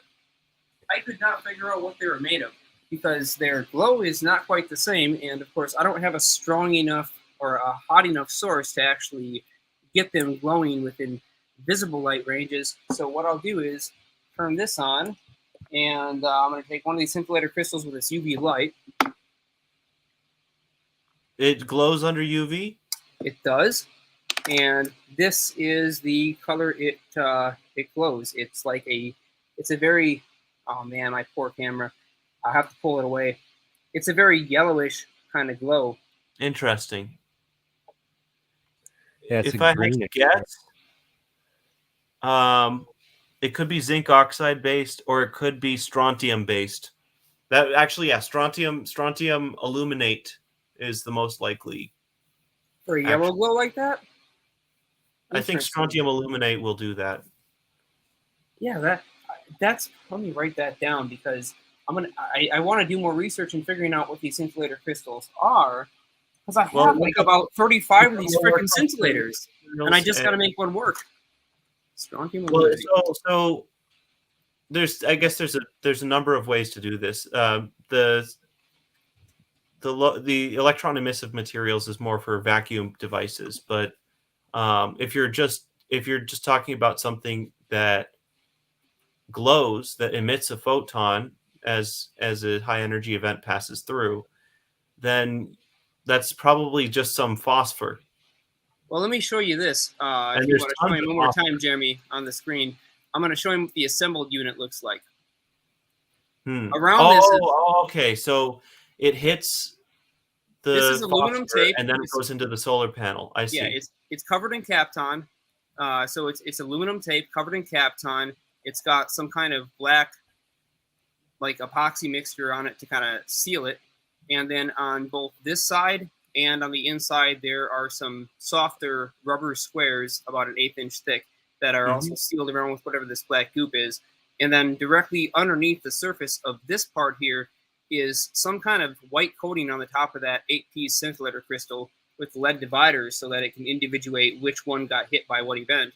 And that's just basically pushed right up against the inside of this aluminum with whatever the white tannish coating is on there. I'm sure it was originally nice, like a nice white ivory. Now it's quite yellowed, and I know that's no good. So whatever it is, it's probably damaged. I'll have to remove it unless it changes color when I attempt to deoxidize it and put it in the oven. But that's what they used to look like.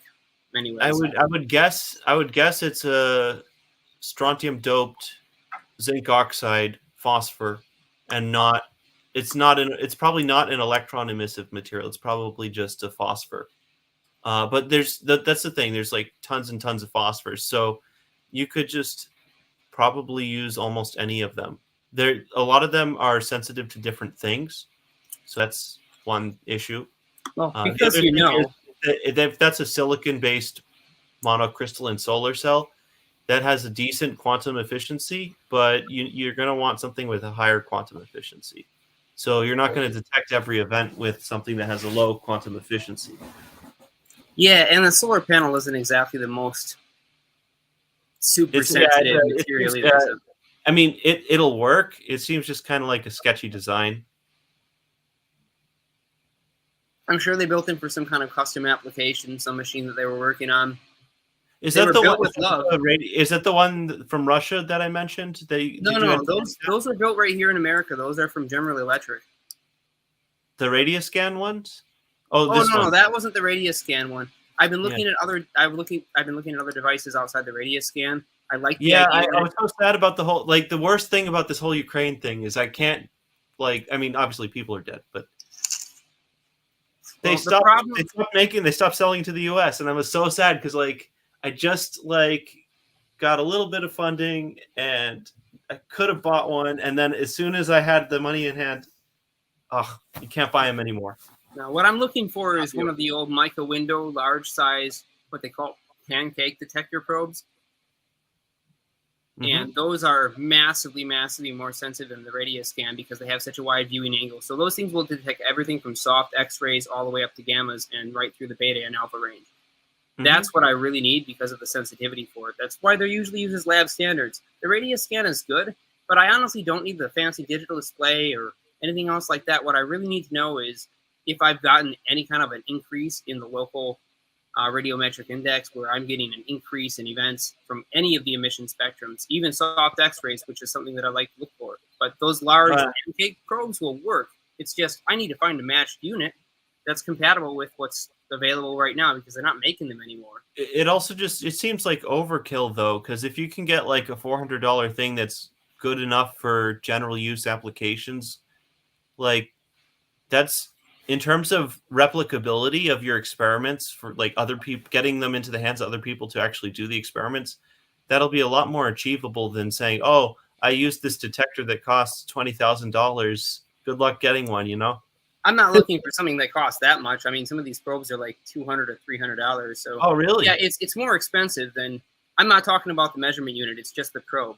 But the probe itself is really the key there because you have a very wide detection area. You have a very high sensitivity with the mica window, and you're going to pick up about 10 times more events with the same probe that you're going to get from one of the radius scans. But here's the problem: I can't use the radius scan. I can't use any of the. I can't use like the Go versions. I can't use any of those built-in units because they will not operate that close to the machine that I'm working on. I have to have something with the probe. So either I've got to rebuild those things and physically remove the tubes and remove the detectors and place them on some kind of probe wires coaxially and get them to still work that way, or I can just simply get a probe that's higher sensitivity right off the bat, which is the direction I want to go. But I do want to get the actual detection unit several feet away at the minimum from the device itself. Interesting. Why several feet away?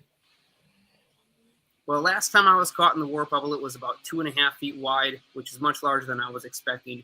And all my equipment freaked the hell out. It was weird. It went to 36 volts per meter almost exactly, and it clamped off. So I ramped up my power, bumped up 37, 38, 37, 36, 36, 36, 36.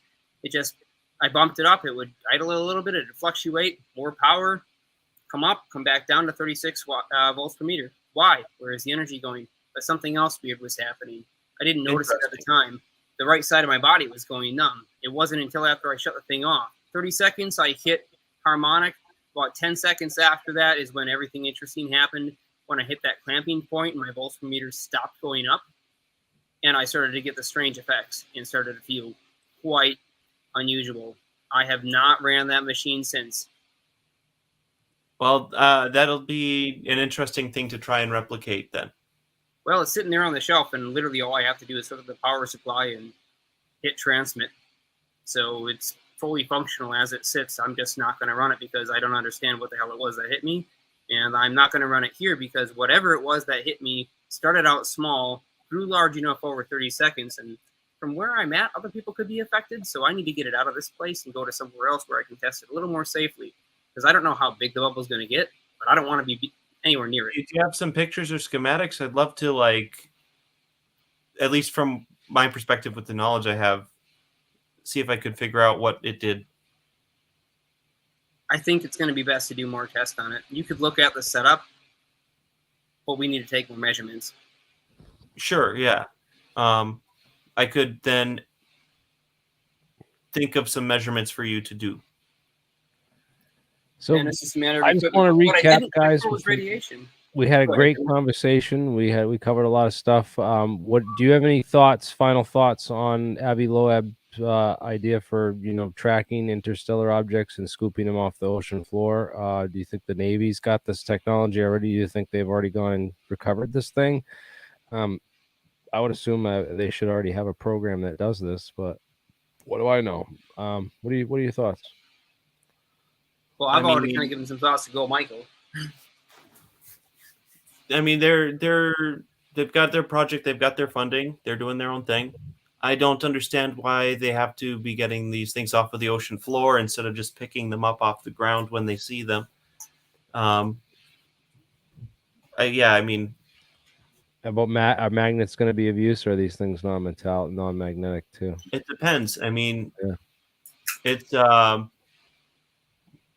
there's tons of non-magnetic meteorites that are just stone. So it seems like it's overkill. It seems like they're just chasing rocks at the bottom of the ocean. But hey, I mean, it's Could it be that the science Operation research. Mainstream? They're not trying to. I This mean, isn't it's been made mainstream. clear This is that they're like not Operation trying to, Mockingbird. revolutionize physics with that project at the moment. I mean, This is the best foot forward It is for what it is. ufology to put forward into the mainstream media. Like, if there was articles, if you could get an article into the New York Times, what would you publish about, or would you approach this subject differently? To, how could we wake more scientists up to the subject to let them know there's a lot more interesting stuff going on here? well, I mean, I'd get some experiment working very repeatably.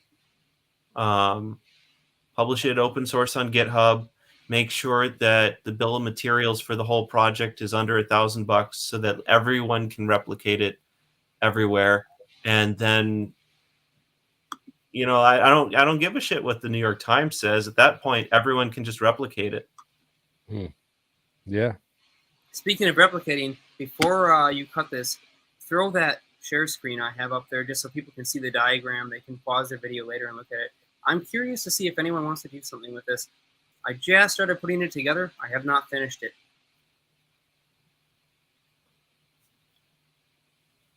What's that? Sorry? There's a share screen that Jeremy can enable. I've got it set up right now and it's broadcasting. He's just got to choose it and put it on the highlight. And we're also joined tonight by Adam Krigler, who's a special guest. Okay. So this is basically like Pakmanov's impulse generator. It's I like the poor it. man's version. I like it. Instead of using superconductors to produce Cooper pairs and a sudden electron emission from the front of an electrode traveling through the chamber, in this case, what we're doing is filling the chamber with a very, very high density of ions. And the way we're achieving high density ion saturation inside the chamber is by using the ends of carbon nanotubes, which, with their small cross-sectional area, will easily give off electrons. So in this case, we're choosing for negative ions because it's a lot easier to shoot off electrons and produce negative ions through cascade than it is to, say, produce positive ions, which might have a lower mean free velocity. At the end plate, we have it grounded out through an inductor and through a resistor that keeps it at generally ground potential. So even as ions from the brush hit it and travel through the chamber, saturating it and filling its space, they ultimately reach the ground plate, which sits at ground potential. So there's always a flow of ions from the brush that's charged to 75,000 volts to the collector plate or to the pulse plate in the back. However, when the Marx generator fires, go ahead. Oh, the magnet. Yeah, I see how this is working. So you get your spin and you get your impulse. Right. So when the pulse plate gets 120,000 volt pulse, it's going to force every single ion inside that chamber. Because it's a 4 nanosecond pulse, it has a very fast information horizon that's going to reach all of the ions in the chamber faster than they can fully 100% reflect back the wave and cancel it out. So the ultimate end of the emission here will be an electromagnetic, well, in this case, it's actually a longitudinal electrostatic emission in the magnetodielectric field of the ZPF space, but it's going to push any negative charge that was associated with or in the direction of that beam in the same direction that the ions were suddenly accelerated because they carry a negative charge. And if I can get them to move a greater distance than the valence bands of an electron to the proton, I should be able to rip electrons off the edges of the atoms, and I should be able to ionize gases in front of this thing or exert forces on neutrally charged objects. I think your collector plate might have to be floating to get the displacement beam, but that's just based off something a guy in the Navy told me once. Well, otherwise, it's sort of floating. It's pseudo-floating. It's grounded through an inductor and a resistor. So when it gets the impulse gen, it goes to 120,000 volts very quickly, and it's an asymmetric waveform. What we call it might need 1 megaohm instead. But yeah, this is good. This is very nice. I see how it would potentially work. The carbon nanotube brush, just use lanthanum hexaboride or like a hot tungsten electrode or something. That's honestly, for ion emission, that's good enough for something like this. I could use a heated electrode. What I noticed, though, is in the dark, you'll actually see the ends of the CNT fibers glowing, so they heat themselves. Yeah, well, I mean, I'm thinking of the experimental repeatability is going to be a lot lower with a carbon nanotube brush versus like a chunk of lanthanum hexaboride or tungsten or something. Well, honestly, yeah, lanthanum hexaboride is the best material to use here in terms of repeatability and feasibility of producing it, because it's already produced in these little things for electron microscopes that you can buy. And And can I get a large enough sample to pass current through at a high voltage negative bias where it'll just chalk out electrons and produce negative ions? Yeah, it's one of those high electron emissive materials that I mentioned. I also want to point out that this is not operating in a vacuum. Oh, interesting. Huh. Mm-hmm. That's why I call it the poor man's impulse beam generator, because this might actually operate better under a high pressure nitrogen atmosphere, where I can get a higher quantity or saturation of ions. That's an interesting thought. All right. I mean, if you think about it, there are trillions of individuated charges that do not have a proton immediately next to them to balance out their motion. If they move, they're going to produce an electric field that travels in the direction of their motion at the exact same displacement distance that they all moved. So it's an unbalanced force, because by the time the end plate is discharged back through the inductor, back through the resistor, by the time it rebounds, the force will already have been exerted on the ions, and they'll already have emitted their wave, their longitudinal electric wave. So it's a non-equilibrium system. It pushes out charge in one direction based on the fact that you have unbalanced charges in a very large quantity, in the trillions, just sitting in that chamber waiting to be excited by some kind of electric impulse. So did you build this and see the experimental results from it? I just literally was laying on the couch 2 days ago, and this popped into my head, and I drew it. I'm like, yeah, screw it. I'll throw it on the internet for everybody to see. Well, I'm in the process of building it right now. I should have it done in a couple days. We'll see what it does. I would be interested to see the result. Good luck. Certainly, I'll let you guys know. Awesome. Well, guys, I'm going to wrap this up for tonight, and thank you guys for joining me. And it was a great conversation on a whole variety of topics. Look at those 4 papers that you mentioned at the beginning. Whatever. Yeah, it's fine. The papers at the beginning? Yeah, you mentioned there was some stuff about topology. Yeah, we got non-equilibrium phase transition in 2-dimensional driven open systems. And, yes, that one, yeah. We've got the BKT, and then we've also got Merriam-Wagner theory, and we've got another one on Thouless phase transitions and long-range couplings. Yeah, the BKT mechanism is interesting because it's an alternative to Bose-Einstein condensation. What was it? Yeah, Birken-Zeil-Kolitzer Thouless phase. Yeah, that's the one. Might this be another way that we could modify the local refractive index of a chosen volume of space? Frustrated magnet. Well, it's just it's another frustrated magnet. It's another mathematical model for condensates, which takes basically the past couple decades, I'd say, people in quantum mechanics have been frustrated by the fact that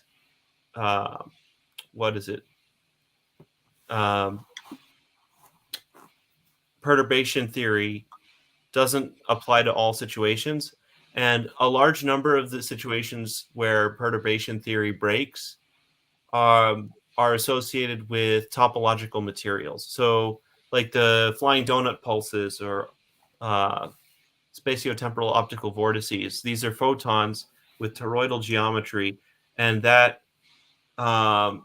singularity in terms, or that topological defect is not accounted for by standard quantum mechanics.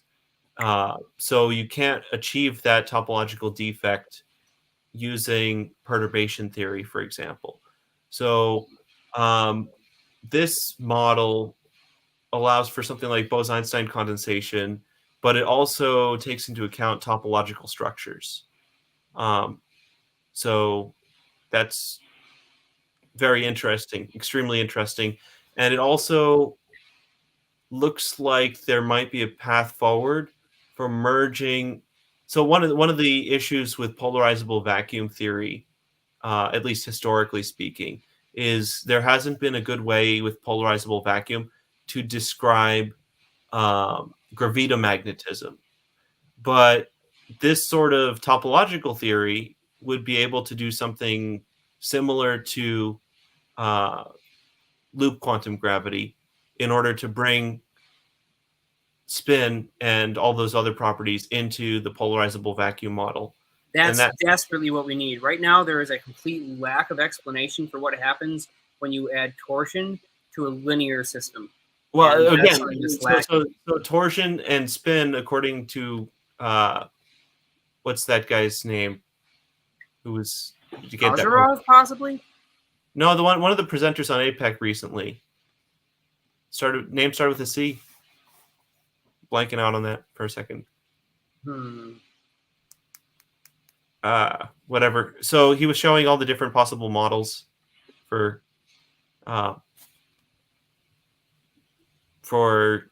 quantum gravity. But anyway, that's going to bug me. Anyway, he was showing us that torsion is a separate thing from spin, and so how to explain torsion? Well, if we kind of looked at it from just the quantum perspective and looked at what's the boson alleged particle, then that exists in the tensor field, right? So the tensor field is basically what we end up with a torsion field. We modify the tensor field, so we could say that the physical constant of how much space is in a volume of space compared to some external frame of reference, that's coming from a twist. So if you're taking an integral around a loop, geometrically you expect to get like 360 degrees or whatever. Torsion in his model was a defect such that you don't get those 360 degrees, but not because the dimensionality of the space is different than what you expect. It's just like a particle that adds that little bit of extra twist at that one location, and if you took that integral elsewhere, it wouldn't be the case. So it's like in that sense, it's similar to electric charge, because with electric charge you have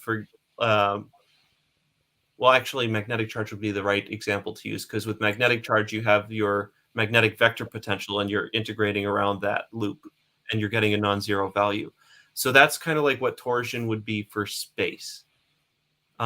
If that makes sense in those models. That makes sense, because the way that we were proposing to do it was with two different magnetic fields that were canceling upon each other in a physical volume of space, controlled what we call the resonator. That's where we really want to focus the energy. So we had canceling fields within the resonator, and we had already a high voltage charge within that presence. So when the physical vacuum was modified or polarized, there would already be a bias on two different capacitor plates to take advantage of the polarization and start to produce heavy ions through this virtual charge separation and recombination, producing, again, those gamma rays that are going to produce heavy ions. Yeah, well, so sure. I guess we're doing this number thing again. Yeah, pick a number between 1 and 100. Let's roll. I put my number in the StreamYard chat. 37. Yeah, 28. Adam is actually the one who started this. Like I learned he was doing a. Yeah, I mean, we might as well see. It's a fun little thing. Yeah, someone sent me a 100-sided die. This is actually a crazy story. I went traveling for like 4 months, and I had my 100-sided die at my house, and they kept super chatting me like, roll the 100-sided die, 69, man, you're gonna roll a 69, and I was like, fuck, I don't have it, sorry, man. And when you have two dice, the statistics are different than if you have one also. So I have a 100-sided die. I get home, and that'd be the ideal thing. Dude, the first day I go live, I'm like, to celebrate being home, I picked up the 100-sided die. I said, I'm going to roll the die. This is for his name. He goes by Sectus Gaming. And I rolled it, and I rolled the fucking 69, dude. It's insane. Crazy chances. Cool. Yeah, looks like we got 49. Looks like we got 49. Yeah, What did I say? 38? I was close. not bad. Nice. 49, man. Yeah, I got to get a 100-sided die. They're cool. Hmm. What I'll do next. That'll be So, Spherical. so what we were talking about topological stuff. Yeah, I mean, so torsion is kind of like that, at least in those models, if I understood him correctly. I mean, there's a number of other properties that he discussed as well. But yeah. Anyways, point is this this alternative to Bose-Einstein condensation takes into account topological structures, and because of that, there's a lot of physical systems that it can apply to that you wouldn't normally get with just Bose-Einstein condensation. And if torsion is a valid part of our quantum gravity theory, then it may prove there's a link there.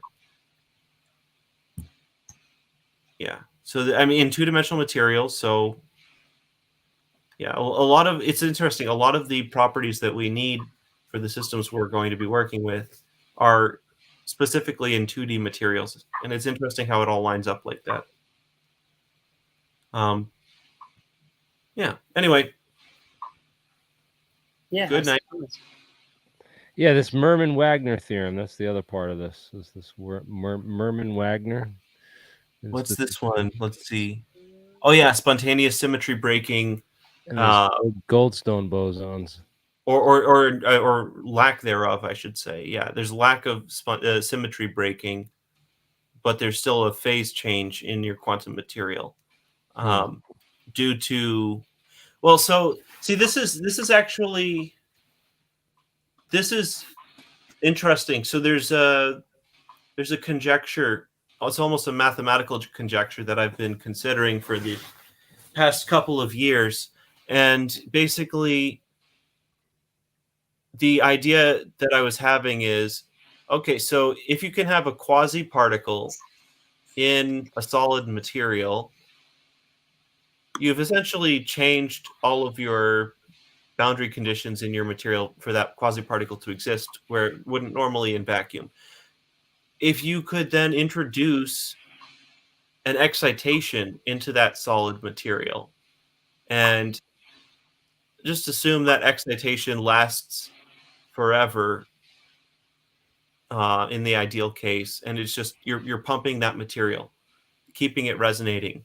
So if you have something like that, then you can couldn't you just consider the driving term to be part of the material in a sense?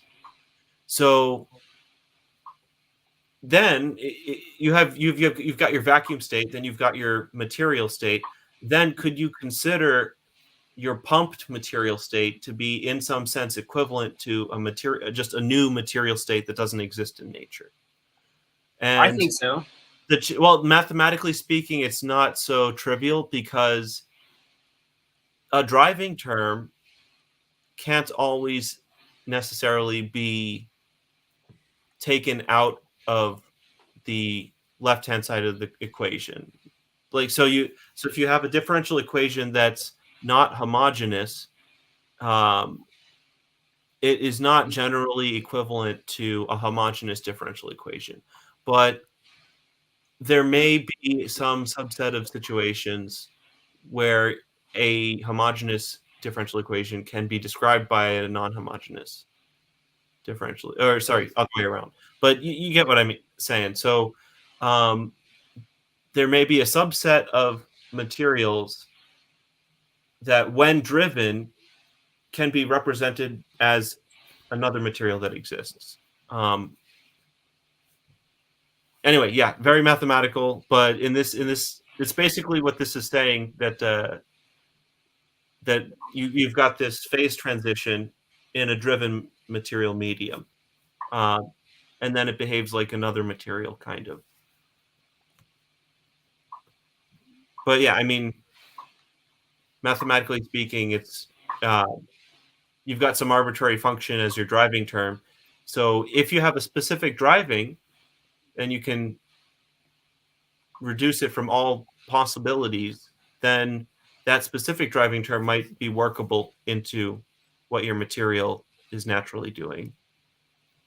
I would agree with that, because if we take a look, for example, at the acousto-optic modulators, they're just a piezoelectric reactive crystal pumped with a microwave frequency. Mhm. And by physically controlling the amount of electrons injected into one side versus the other, where those electrons are disposed within the matrix, we can physically change the refractive properties of that crystal. And the dynamic motion of that crystal under perturbation is different than even if we say charged it statically with DC. We don't get the birefringent that comes through the photo-optic modulator like we do when we pump it with microwaves. So I would agree that it acts like a completely different material when it's significantly saturated with a high amount of other external energy source that's not physical matter, but just say the physical motion of matter. It doesn't Yeah, get there. and moreover, I would conjecture that the cases where you're defining a new material, in a sense, are the cases where the thing is resonant, because then you have some feature that's shared between your material and the pumping. So your driving term can probably be worked into your normal differential equation much more easily if it's a resonant term. That's what I would Right, guess. because you can treat the entire thing like a what do we call that? The entire thing is acting coherent, so you don't need to do super complicated geometric math. You can assume the entire thing to be like a single wave function where it acts as a unit, and it Yeah, does make things you simpler. could probably even represent it with some time variable parameters. Yeah, you could probably have a variable parameter system be equivalent to a non-homogeneous system in some resonant circumstances. It's interesting to think about. Anyway, definitely should go to bed. Yep. This has been really interesting listening to you guys discuss this. You know, it is beyond me, but I have learned a lot. You know, from what I have been able to gather from you guys. It's pretty cool. I'm really interested to see what you guys do with this information and this research. It's pretty cool. Well, thanks for coming along with us on this ride. Yeah, thanks. Oh yes, there's lots of people that watch this show and have like a million tabs open of stuff to research after we're done. So you're not the I'm only sure. one. It's what they come for. And I got like 1,000 tabs on like 4 or 5 separate windows. I have like 128 gigs of RAM just to keep all these pages open. Man, I so wish that I could upgrade the RAM in this old MacBook. Thanks, guys. Yeah, and we're gonna be hanging out behind the scenes, I guess, for a little bit too. So if you want to come on, I'm probably going to bed, but if you want to come on and say hi, there's a link. And thank you all for watching. Have a great night. And once again, my guests were Jeremiah Pop of Join the Technicians, Michael here. I don't know if you want to introduce yourself or tell people where to find you. I don't. Well, I mean, I'll probably just present on APEC soon. Yeah, you've been on APEC from time to time, and then of course the one and only Adam Krigler of the Krigler Show. Make sure you go and check out his channel if you're into some of the pyramid discussions and stuff like that. Man, he and Nikola Tesla. Definitely check out the Nikola Tesla deep dive on this Artemis project. Thanks, man. All right, awesome. Thanks, well, let's guys. get everyone from the back room in here, and if anyone else wants to join, feel free to pop that link up again there, Jeremy. So anyone else can have a chat in the back room here. We'll let everyone in, and then y'all have the rest of the night. Enjoy yourselves. Have a good night.